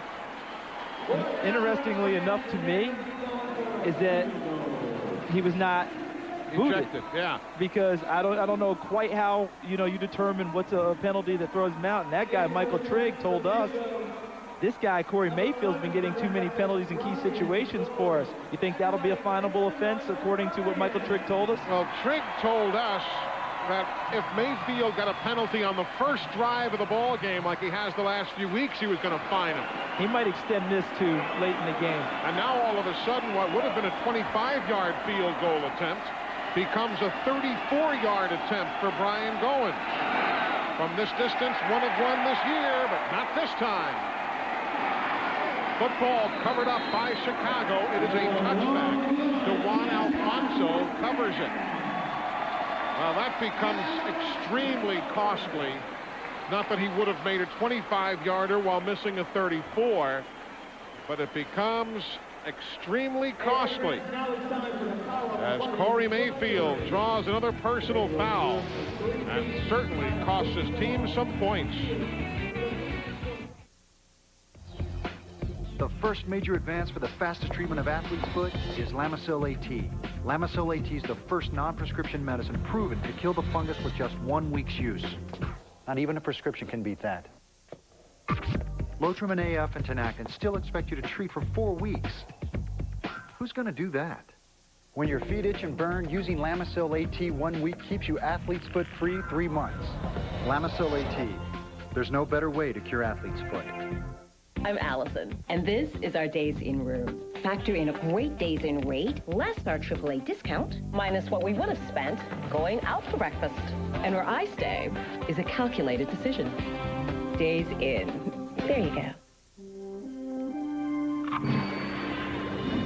People everywhere are discovering a new way to protect their homes and families, all thanks to a new security system called SafeWatch EZ, only from ADT. Now you can arm your system with just the turn of a key. And with no codes to enter, SafeWatch EZ virtually eliminates accidentally setting off your alarm. Get SafeWatch EZ for as little as $99. Call 1-800-ADT-ASAP. ADT. Always there. The AFL on NBC is brought to you by ADT, America's residential and commercial security leader. Call 1-800-ADT-ASAP. By Days In. Next time you travel, touch down at Days In for a great value. And by Kia and the all-new Sorento SUV. Kia, make every mile count. Back in Chicago, Michael Trigg saw Brian Goins miss the field goal, and you know that penalty by Mayfield even has farther, more deep ramifications. Yeah, I think that Michael Trigg may have been thinking about going for it on 4th down with 4th and short yardage as opposed to having to kick the field goal after the personal foul by Corey Mayfield. He took away the coach's ability to make a decision. Dickens going long, has his man. Bonner, 42 yards down to the 1.5-yard line. You always talk about swings in the game of basketball. You know, points not gotten versus points going the other way. Great job by Mike Hohensee realizing that his team has Grand Rapids on their heels a little bit, maybe a little bit fragmented after the penalty by Mayfield and the missed field goal by Goins. Goes for the big strike, and Billy Dicken with a perfect pass downfield to Cornelius Bonner. And Chicago, 1st and goal on the 2. Dicken picks up almost as many yards on that one pass that he had the entire 3rd quarter. In the 3rd quarter, he was 6 of 8 for 59 yards. That was a 43-yard pickup officially. Trying to make this a commanding lead. McMillan tripped up, struggles to get to the goal line, but apparently does not get in, no. He is to the goal line, but not in. Chris Avery will get credit for the tackle. Yeah, I don't think 2 bounces on the ground gets you in. You try it. You hope they miss it. Watch McMillan as he turns his shoulders. There he's going down. Bobo. No, he never hit. And never really hit the turf, did he? Never hit the turf, did he? Never really hit the turf. When you get down to it, Bob McMillan used a teammate or a Grand Rapids player to ride into the end zone and really could have been called a touchdown, but very difficult to see from there. The inside handoff, that one's good for the touchdown. Bob McMillan. And again, there are fights on the field at the 7-yard line. And the officials once more jump in. Mayfield again on the bottom of the heap. You know, if Michael Trigg right now, you know what he's thinking? This is me, all right? I'm going to say, back here. He's thinking right now, he's got to be wondering, does Corey Mayfield need to come and sit next to me right now? It's happening way too often in the middle of a lot of things. I know Michael Trigg's going to go out and protect his player, and he's not happy about it right now. But at the same time, Corey Mayfield's involved in a lot of scraps. And the way he's appealing to referee Bill Lamonnier, maybe Trigg thinks that he's about to lose his big lineman. And this is a good job of coaching, actually, because while a lot of people are upset he's out on the field, he's protecting his player.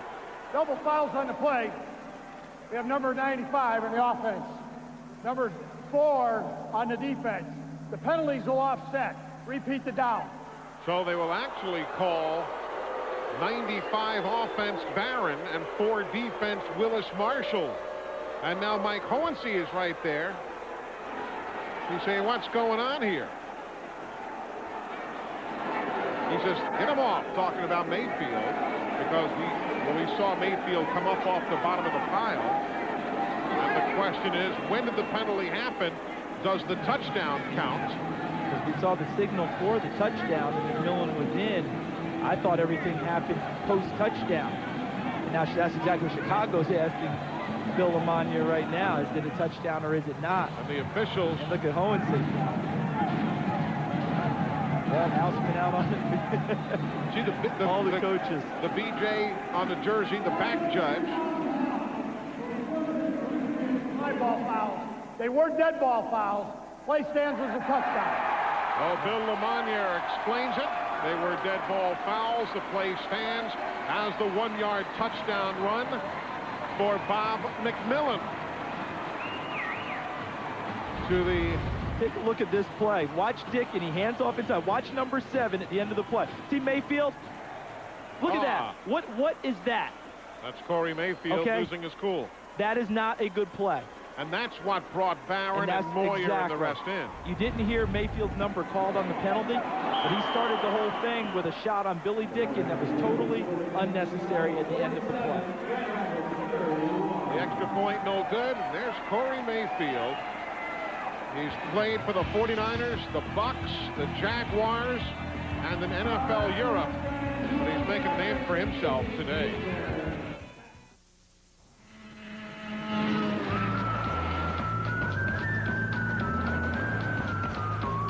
The Kia Sorento, the only SUV with a 10-year warranty. Dual front and side curtain airbags, and a standard V6, all for under $21,000. Where will it take you? Right now, get 0% financing or up to $2,000 cash back on the Kia Sorento.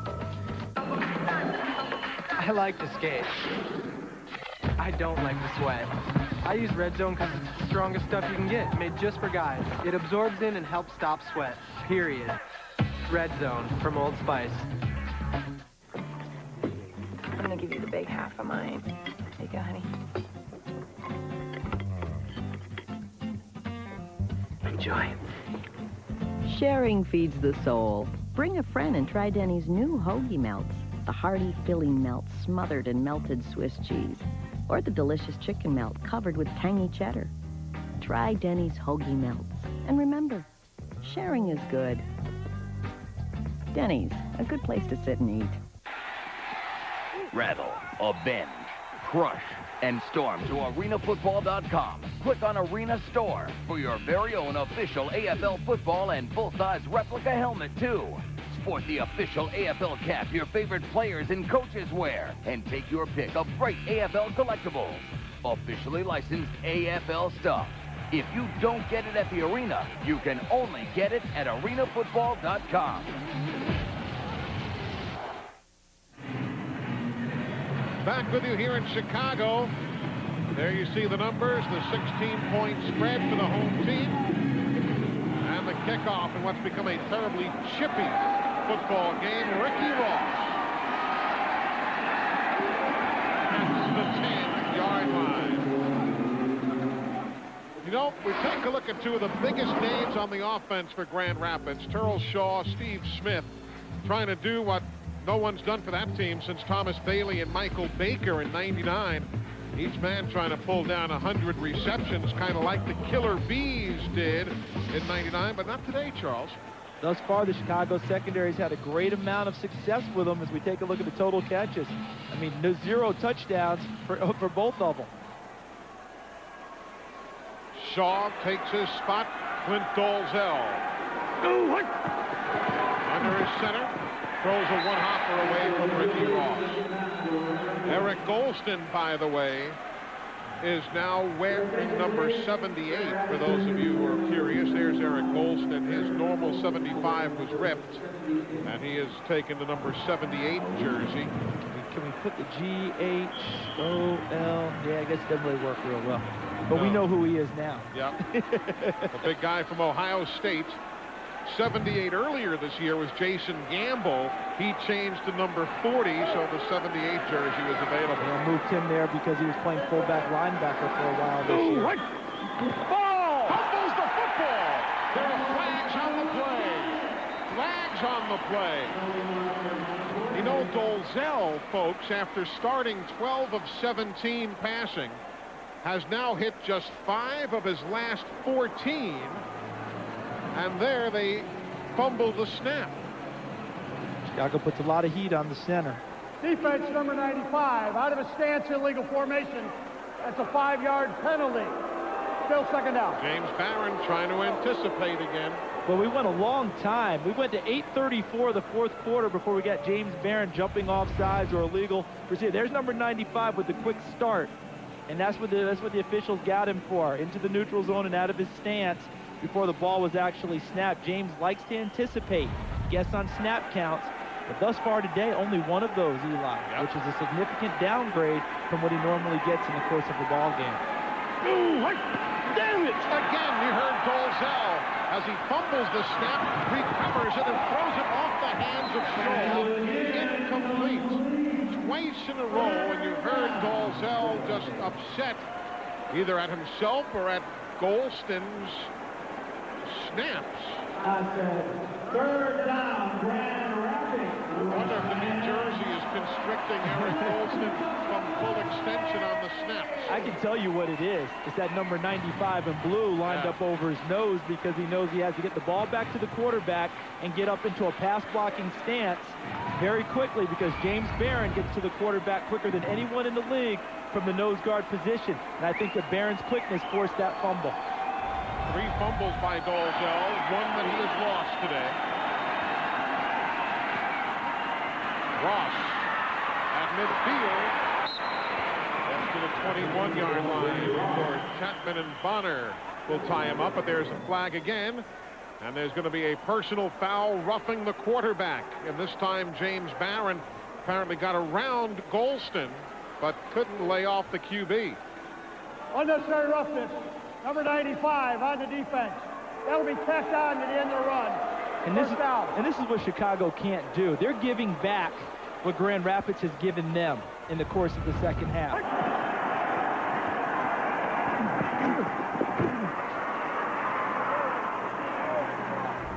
Ball's gone, and they're going to protect the quarterback, whether it's this league or any other league. The penalties again. 14 penalties total. That's not a tremendous amount, but you made the point earlier, Eli. They've all become in key situations. Kept drives alive, changed field position, negated interceptions. Shaw, nice grab.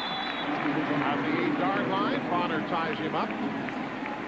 Emotion's such a funny thing in this game, isn't it? We've seen it so many times, but you have to harness the emotion and control it, not let it get out of hand. Grand Rapids has given Chicago the opening and the ability to have a 47-31 advantage in the second half. Chicago can't give it back to Grand Rapids the way that they attained it. You knew this was going to happen, though. The way these two franchises just dislike each other. They're 3 hours apart. If you're driving, it's a good rivalry. Dolzell fires it in for a touchdown. Terrell Shaw, we had just told you how Shaw was being kept in check and Smith was being kept in check and everything. All of a sudden, Shaw is found for a touchdown. So hard to keep those guys in check all game long. Just way too much talent. And Shaw runs the great route. Dolzell with a nice sharp pass before Taylor can get there for the touchdown, and Grand Rapids will go for 2 after the score. 2-point conversions within the league, now hitting around 46%. 44 going into the weekend's activities. Nothing there on a fade route, but there are penalty flags. There are penalty flags. You don't think they were trying to use the official as a screen there, do you? I don't know. Trying to run him through the traffic and rub off of the official? Offside, number 95 in the defense. After distance to James Barron. Repeat the try. Making up for lost time, apparently. I mentioned we'd gone almost the whole game. He had an illegal procedure on offense in the first half, but no jumping on defense. And now on this drive, we're calling his name way too often for the plays that have been the ones that have hurt his Chicago team. Both these teams with those heartbreaking overtime losses last week, and it was repetitive tries because of penalties that did everybody in. Nice catch, Willis Marshall, 2-point conversion. There are no flags.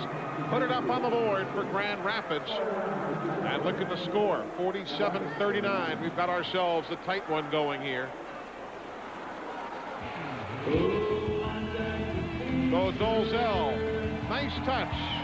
Willis Marshall, the 2-point conversion. Hey. Yeah. Are those all white meat chicken nuggets? I don't think so. Well, is that real bacon on that cheeseburger? No. Do you have a salad? Why settle? At Wendy's, our chicken nuggets are all white meat. Our junior bacon cheeseburger is made when you order it. And our salads are made fresh all day. It's the best 99 cents you can spend. Is anything made fresh when I order it? Dude. The 99-cent super value menu at Wendy's. It's better here. And our pickup window's open till midnight or later, so you can eat great even late.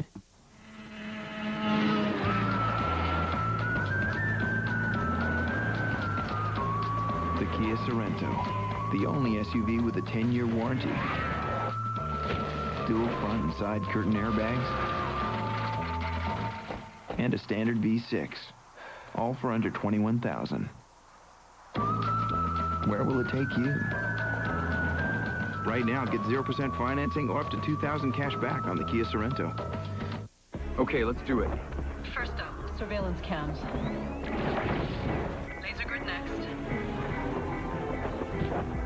Now, the tough one. The floor is heat sensitive.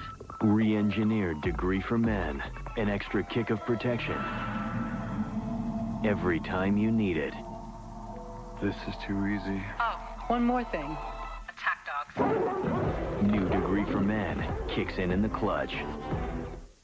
Next Sunday, with the playoffs fast approaching, the AFL on NBC gets fast and furious. Tampa Bay, playoff bound for a record 13th straight season, takes on Jim Kubiak and Dallas. Or LA meets Arizona in a rematch of their touchdown record-setting game. Or Georgia, Indiana. The AFL on NBC, next Sunday, 3 Eastern, noon Pacific. Well, it's only an 8-point ball game now. Brian Goins getting set to kick it away for Grand Rapids. The game where emotions have, as we knew they would, taken over. Antonio Chapman ducks under some tacklers. And now a big hit at the 11-yard line. Flags are in, and helmets go flying. Umar Muhammad just got drilled. His helmet went flying 15 yards. There's Muhammad. And the penalty flags came in instantly. That's Chapman, who is down after the run back. Unnecessary roughness, number 33 on the receiving team. Half the distance to the goal. First down. Jamie McGurty. He was the one who hit Muhammad. They were the ones who had the big-time collision somewhere around the 10-yard line. We'll take a look at exactly what happened there. 33-42. There's your first contact. And there was more contact after that when Muhammad lost his helmet. So it was a double hitter, if you will. Chapman is okay. He'll stay in the ball game. They got McGurty for the unnecessary roughness. They could have gotten him for a clip on the play against Muhammad. Really didn't have his head in front in terms of throwing that block. Now from his own 3. Dickin, Chapman to the 12-yard line. Hey, folks, next Saturday, 3:30 Eastern, 12:30 Pacific, there are going to be a couple of guys trying to see if they can outdo in physical action what we're seeing here today. Budweiser's Boxing Series 2000 Olympic silver medalist Rocky Juarez, undefeated, 15 victories, 11 KOs. Frankie Archuleta in the other corner. Don't miss it. It's main event of Budweiser Boxing Series next Saturday, 3:30 Eastern, 12:30 Pacific. Can we get Barron and Mayfield? I was going to say that could be part of the undercard. Might be the main event. Nice catch down low for Cornelius Bonner. Cecil Doggett covering him quickly. There's Cecil. Well, with these Who two would you teams, take, Barron or I'd take, well, I'm not taking either. Let me tell you, I'm not getting involved in picking one because I don't want either one of them mad at me. But I will say this, if you put those two in the ring, then this guy right here, Moyer, would be upset because he's not getting some of it. All right? So he'd say, hold a minute, I got to have an opponent. All right, so Rod Manuel or someone have to trot out for him. Before long, you'd have the old Pier Sixer going, wouldn't you? Yeah. Get AFL Commissioner David Baker. He could be the third man in the ring. Yeah, he could manage that one, that's for sure. Here's McGurty. Nice move to the corner. Now they're mixing things up nicely. Dickin had completed 7 passes in a row. Now Here's the deal. They're running clock. Yep. See it ticking. Use the running play. Keep the clock moving because they know the game slows down when you get to the 1-minute timing rules. They would love to eat up as much clock as possible before the 1-minute timing rules. See McDonald making the initial grab on McGurty before he goes out of bounds. They want to eat up as much clock as possible and score to limit Grand Rapids' opportunities to come back. Timeouts. Everybody still has their 3. Dickin again. We're starting nickel and dime him to death. To the midfield stripe, Antonio Chapman. That's enough for a first down. There is another There's Umar Mohammed. There's Robert Smith, who right now is trying to find a way for his defense to force a turnover. They need to make a big play because they can't let Chicago eat up clock and go downfield and get a score. Even a field goal puts Grand Rapids in a bad spot. Now it's an 8-point game. Michael Trigg on the left. Clint Dalzell, quarterback, arms folded. Go! Stop! Here's Dickin off balance, throws! Touchdown! As Chapman, well, no, they've not signaled a touchdown. Was he standing at the... Now they put the arms up. The back judge, Scott Halverson, who is going to the NFL himself next year, looked the situation over and called it for a 22-yard TD. Watch number 18 and see if he pushes off at the end of the play. Stop and go route. Grant, he grabbed first. Then Chapman at the end with a deft little push. Shades of a cowboy named Drew Pearson, who is also connected here with the Arena Football League. Sells the caps. Michael Irvin, our colleague, would have been very proud of that deft little shove from behind in order to create an opening. And what Chapman will say is, Grant grabbed me first, tit for tat, touchdown Chicago. 5 plays, 45 yards, 3 minutes, 28 seconds. Keith Gisbert with the extra point. And Antonio Chapman comes up with the touchdown. And now it's, as you see, a 54-39 ball game. Let's look at the play again. Dickin throwing off the back foot, but in this league, not unusual for the quarterback to have enough arm, and the little shove at the end pushes Lamar Grant out of the way, and Chapman makes the catch for a huge score for the Chicago Rush. There's your I talked about Batman and Robin before with Moyer and Barron. What are we going to call these guys? They gotta have some type of dynamic duo name, don't you think? Counting on you, partner. We got to come up with something for those two. All I know is it counted 6 on the last play. If there was a third guy in the picture, you could have the good, the bad, and the ugly, and let the folks at home do their own voting. Billy, right. Antonio, that was Eli Gold. and you did not define the good on that one, did you? I said let the folks at home do their own voting. Mike Hohensee's bunch, looking at the upcoming schedule, they play at Carolina next week. Carolina still winless. And they're home against Arizona and Indiana. Of course, Indiana themselves in that final game right there on May 18th could be playing for their playoff existence. Could be the one that decides which team goes to the playoffs, the Indiana-Chicago game, the last game of the season. Grand Rapids, meanwhile, they play at San Jose next week.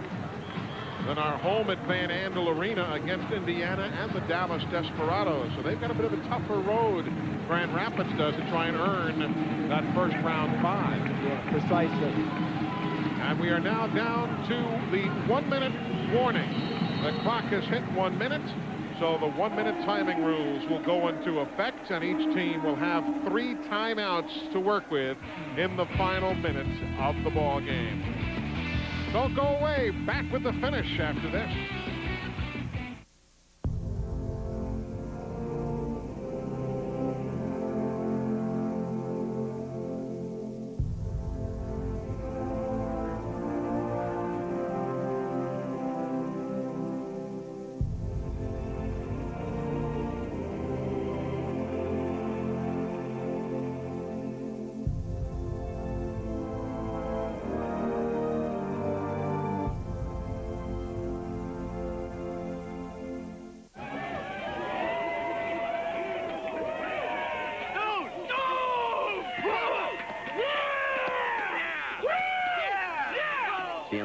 see? Next time, grab Pringles. Geico Excellence means serving our customers 24 hours a day. I'm talking 24/7, no sleep. Hey, Louise, make me a pot of coffee, because I'm here to serve the customers. That's as if you were at an all-night diner. That's what you'd say. Geico. 15 minutes could save you 15% or more on car insurance. We're going up. If Geico were a food group, we would be the vegetables, not the meat. I'm at a real estate seminar at this delightful Days Inn hotel. Fresh paint, new carpeting, sunny breakfast nook, and a paper. All this, and you won't believe the asking price. Days Inn. There you go. Kentucky Derby favorite Empire Maker, looking to become the first Triple Crown winner in a quarter century. But the Derby doesn't play favorites. In the past 27 years, only 3 have claimed victory. Is he ready to break the streak? The Visa Triple Crown begins with the Kentucky Derby next Saturday at 5 Eastern on NBC. Welcome back to Chicago. Eli Gold, Charles Davis, the AFL and NBC into the final moment of this ball game. Central Division matchup. Keith Gisbert with Ricky Ross deep. He's coming at him with the slack net. And he gets to the 6-yard line, no further. Now the ADT defensive play of the ball game. It ended up helping get some points. In the first half, Clint Dolzell overthrew Terrell Shaw, number 15. But Chicago's number 15, Marvin Taylor, picked off the pass. Chicago capitalized on that turnover and went downfield and scored on a touchdown pass from Dickin to Bonner. That put Chicago ahead 14-7. So that is our ADT defensive play of the ball game. Left 90.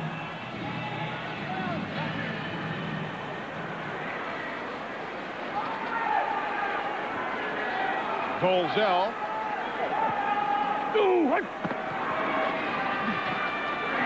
That one kept near the line of scrimmage, and it falls incomplete. You folks at home, I've no doubt, have been seeing the scores go across the bottom of the screen on the ticker. You see New York was down at last look 14 to the Tampa Bay Storm, so that's some more good news here for Chicago, obviously, because even should they lose and go to 5-8, New York is keeping pace with them. And again, you'll see those scores go by on the bottom of the screen there. And 59-45 late in their ball game. Flags are down. Shaw, nice job. Managed to stay in bounds as well and picks up a couple of extra yards. But what is the penalty on? Or who is the penalty on, more appropriately put? And then there was a second late flag that came in. And that's what Clint Dolzell was saying right now. Where'd that one come from? Now the officials will talk and sort it out, and Bill Lamagna will give us the word. Offside on the defense. Holding on the offense. Those penalties are offset. Still second down. The old holy cow reaction from Michael Trigg. If you're just tuning in, let's take a look at what's gone on here today with the Kia game summary. Pretty good numbers for both those quarterbacks. Look at the difference for Dickin. Last game it was 4 INTs. Yeah. Versus Grand Rapids. Today it's 4 touchdowns and only 1 interception. And Dolzell only 2 touchdown passes. Finds Smith to the 15-yard line, and the football comes loose. Was the play dead? Was DeJuan Alfonso already after the whistle? Well, if so, there wasn't a call that appeared to be definitive that the ball was down immediately. Yeah. They're discussing it now, but Steve Smith came up, ball popped out, and it seemed as if the officials went along with the play. Now they're discussing after Clint Dolzell came over to protest. Was he in the grasp of a defender when he came up? Because remember, we just saw Terrell Shaw go down, get up, and make a run after when no one had contacted him after he caught the ball. Rick Lowe, the umpire, HL, the headlinesman, Rod Pearson. While the ball was loose, we had an inadvertent whistle on the play while the ball was loose. That causes the ball to become dead belongs back to the offense, 3rd down. So the officials basically taking the bullet on that one. Yeah, this will not make Chicago happy, but the inadvertent whistle rule is in effect because if it does happen, see, he's down now and he's being contacted. So while the ball came free later, I still think it's a good call that the right team has the ball. He was on the ground, he was being contacted by the defense. That should count as the tackle. Clint Dolzell, who has thrown at least 5 touchdown passes in each of his last 11 games, has only 2 today.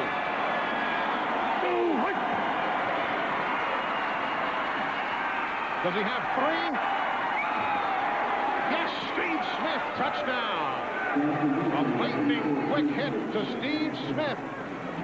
34 yards. 34 yards. Wow. Weren't we just saying that he and Terrell Shaw were being shut out? Word must have gotten to both of them, right? Yep. Because Shaw got his touchdown. And now here's Smith. Great route. Taylor trying to catch up. Well, how about the courage, knowing that he has to make the catch and will run into the wall. And Marvin Taylor got the worst of it at the end of the play. He's still down there in the corner, Marvin Taylor is. Second-year AFL player from Florida A&M University. Look who's out there. I love seeing this. That's the head coach. Yep, Mike Hohensee. Don't let people tell you that coaches don't care about their players. Obviously winning the game is important and all.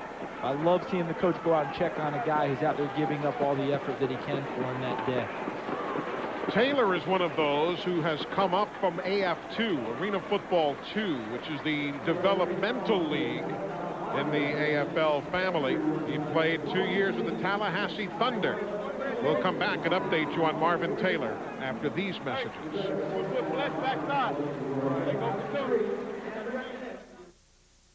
I will not be afraid of the dark.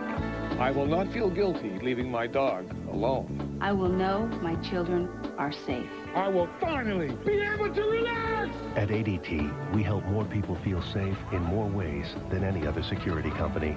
A single ADT system can help protect your home and family from burglary, fire, and carbon monoxide for as little as $99. Plus, save up to 20% off your homeowner's insurance. Call 1-800-ADT-ASAP.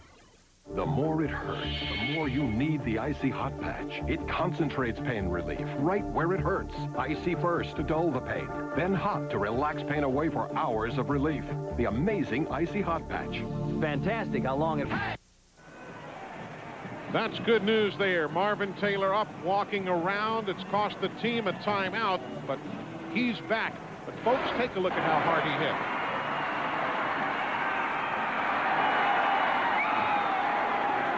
Goodness. There's another view.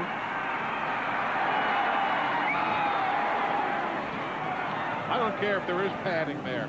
That hurts. But Marvin is okay. What Chicago did do when they had the option, they can take a timeout, which allows them to keep that player in the ball game. If they didn't take a timeout, they would have to pull him. And this is a crucial extra point because he has to make this to make it an 8-point game.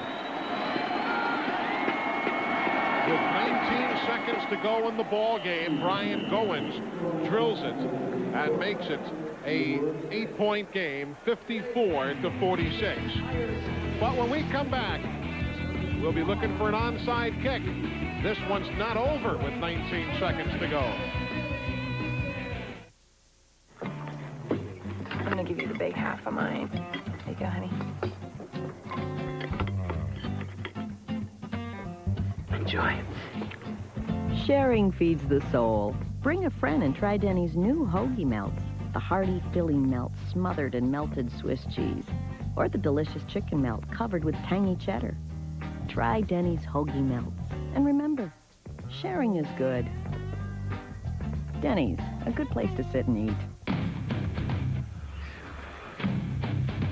If in the U.S. Navy, you'll do more in a few years than most people do in a lifetime. If you're ready, check out the Life Accelerator at Navy.com. Navy, accelerate your life. Back with you Brian Goins did not convert an onside kick successfully earlier today, but you know what's coming here. Let's see what the coach had to say during the timeout. Move and run it. Listen, you just can't be offside. But once that ball is kicked, all you guys on the flank, you fly through and knock the shit out of the run. So he can't be offside. That's what he said. That's your number one thing. You can't be offside because that'll negate a great play. Look at the percentage. Only 17% this season where onside kicks have been converted. But what Michael Trigg was saying was, you guys have to go run into people. Yeah. You've got to smash people. What they're hoping for is a high-hopping kick from Brian Goins. Knock out the front wall of Chicago. This will be a series of big-time collisions. And Grand Rapids trying to come up with the football. There's the kick. It's awfully long and taken by Chapman at the 18-yard line. So Goins got too much of the football that time. I assume that was... I don't think that there's any plan to kick it that deep. No way. Yeah, Brian Goins needs to kick it so that his team has a shot at it. If it goes that deep, only Chicago really has a shot, because all the collisions up front do nothing for you at that point because it's handled by the deep guy. And what a great play by Chicago. Just grab the ball and fall on the ground. Yardage means nothing to you now. Right. Possession of the ball and clock are all that matters to Chicago. And you saw on that graphic before that the team that's leading, in this case Chicago, must make positive yardage. If they do not, the clock will stop. Flags are down. The clock will stop on the penalty, and McGurty gets to the 23-yard line, and the clock stops after 6 seconds. Run off. Bill Lamagna, the referee, was going to say immediately timeout. But again, there are penalties here. So they don't need to use a timeout. And don't forget, in this position, Grand Rapids will take those running starts. Oftentimes, you'll impact the neutral zone or the daylight rule with the linebackers getting into the neutral zone too fast also. Because they have to try and make a big play here. Second neutral zone infraction by the linebacker, 34, 5-yard penalty, automatic first down. You nailed it, Charles. It's just the nature of the beast, because that's what gave Grand Rapids a third shot last week against Arizona. Hunky Cooper violating the second neutral zone, the daylight rule between the linebacker and the D-line. And now Grand Rapids will take timeout. So Michael Trigg will use a timeout, each team with a couple remaining here. 13 seconds, so just isn't much time. Again, by rule, if the team that's leading does not get the time or get the football across the line of scrimmage, the clock will stop. Go! Chapman goes. The give to McGurty. Will fight for a yard, and Grand Rapids now takes time. Grand Rapids takes time as Corey Mayfield is in on the stop. So a 30-second timeout taken by Grand Rapids. Don't forget, next Sunday at 3 Eastern, the AFL and NBC returns. Most of you will see Tampa Bay playoff bound again. What's it, 13 years now in a row.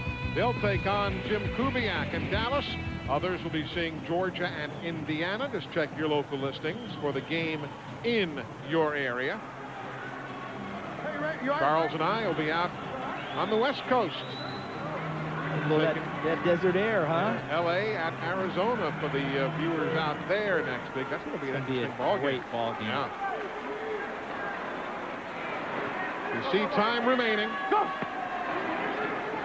McGurty finds the seam, gets to the 18-yard line, 2 seconds, 1, and the clock will stop. The clock will stop as Grand Rapids will take their final time with 1 second remaining. So the third and final timeout being taken by Grand Rapids. And what will happen now is that Chicago, in what was a must-win situation, will go to 6 and 7, while Grand Rapids will go to 8-5. And folks, as soon as this game is over, we'll be sending you to Dallas. They've got quite a ball game going on there. And LA's Avengers and Dallas. It's like a shootout at the OK Corral going on there. So you'll be heading to that ball game as soon as this one wraps up. Tom Hammond and Pat Hayden, Lewis Johnson, waiting to tell you that story. Dickens throws it away. Final play of the ball game, and that is going to do it. 54-46. And Chicago, when they had to, came up large. So the final score here in Chicago is Chicago 54, Grand Rapids 46. For Charles Davis, I'm Eli Gold. Now to Los Angeles and Dallas. Tom Hammond, Pat Hayden, Lewis Johnson. Welcome to those of you who have been watching Grand Rapids in Chicago. Tom Hammond, Pat Hayden, Lewis Johnson in Dallas. Grand Rapids lost and Dallas is winning. They're up 10 with 9 seconds left. Free play. Los Angeles. Got to get it off. Yep. What a... He couldn't hold on. Hopkins made another one-handed stab at it. I think they gave him possession, I think. Did they? But if it's short of the end zone... Didn't do him a lot of good. No, that'll... Let's see. The flags came down at the snap. And that's what he was that hard count. Right. Wanted the free play, trying to draw Dallas offsides. Good play by Graziani. Then just desperately trying to get the ball in the end zone. Right. And I think they gave Greg Hopkins possession, but he came down inside. This is a real smart play by Graziani, and a physical one. He knows he's got a free one. Just get rid of it. Great catch here by Hopkins. One hand. Oh, yeah, and he just missed. Yep. He definitely had possession, and then the ball came loose when he hit the turf. You know, so he misses the touchdown by an inch, and 2 inches. They just don't have time for that. Because remember, they're down by 10. They needed to score, and they get an onside kick. Multiple fouls on the play. Offside defense, number 93. That penalty is declined. Pass interference, number 24. That penalty is declined. Result of the play is a first down. A plethora of penalties, Tom. Jones and Briggs right in the middle of things, and now the ball's inside the 1-yard line, and Los Angeles takes a timeout. Their first timeout. That means they have 2 left, but only 4 seconds, 4.1 on the clock. So Grand Rapids, a loser today to Chicago. Dallas trying to tie them for the American Central League. Is that right? Were those standings updated? Yes, yes. They're going to tie them for the league. Yes. And I believe they have one more game with Grand Rapids. They do have one of their final 3 games is against Grand Rapids. And the first tiebreaker is head-to-head competition if they get to that point. In Los Angeles in the battle with San Jose with a 1-game lead. And also L.A. and Tampa Bay vying for the best record in the league. And Tampa Bay beat New York today. Los Angeles has to go to Arizona next week, too, which will be a very difficult game for them. Dallas plays Tampa Bay. Graziani tries to sneak it across. If he didn't make it, it would have been curtains. But he does get it in with 1.7 seconds. You see here Ed Hotchkiss, the head coach of the Avengers. How do you game plan this now?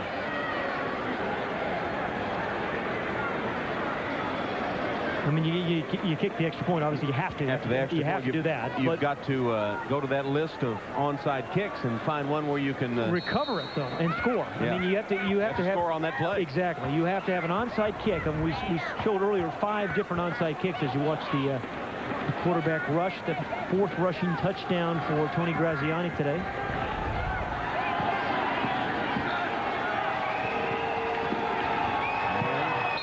Remy Hamilton tacks on the point after.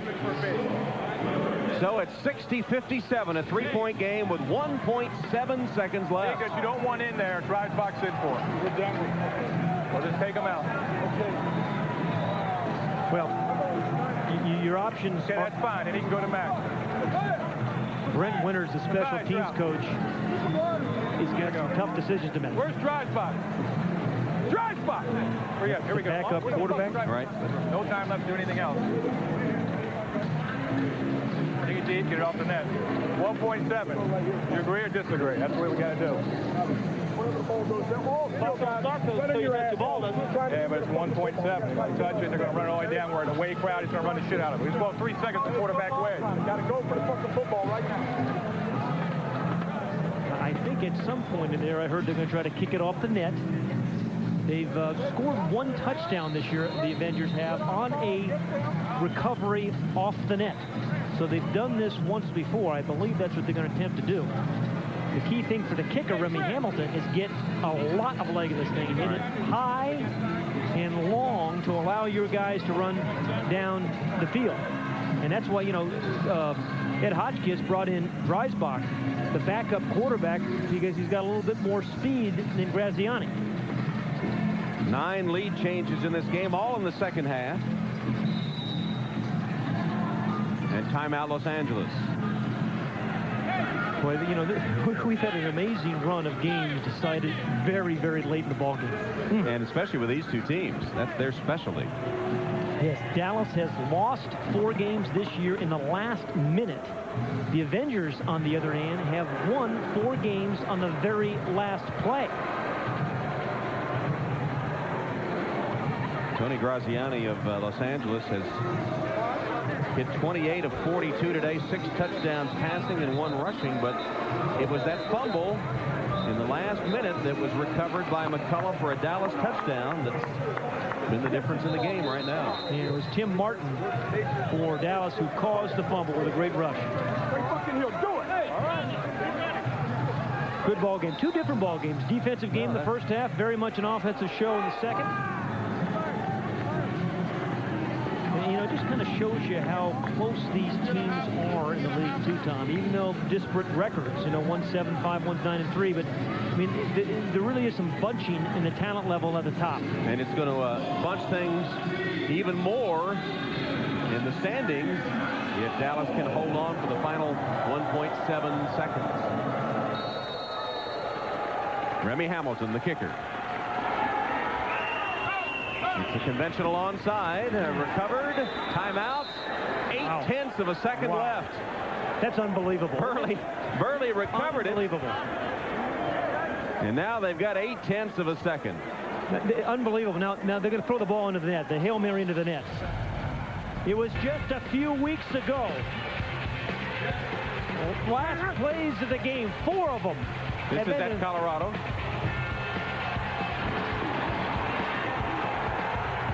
Then they get a Kevin Clemens 1-yard TD run, no time on the clock.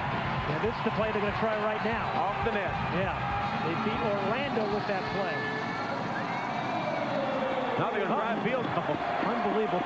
Field goal with Remy Hamilton. Well, as I said earlier, his career-long 52 yards. This is 53. Officially 53 yards. Remy Hamilton to tie the game. He puts it up and blocked by Dallas, and McCullough recovers. You know who blocked it? Tim Martin. Unbelievable. What a finish for Tim Martin. Tim Martin forced a fumble, recovered for a touchdown, and then blocks an attempt of a tying field goal. Dallas wins it by 3. Tom Hammond for Pat Hayden and Lewis Johnson. So long from Dallas. Next Sunday, with the playoffs fast approaching, the AFL on NBC gets fast and furious. Tampa Bay, playoff bound for a record 13th straight season, takes on Jim Kubiak and Dallas. For LA meets Arizona in a rematch of their touchdown record-setting game. For Georgia, Indiana, the AFL on NBC next Sunday, 3 Eastern, noon Pacific.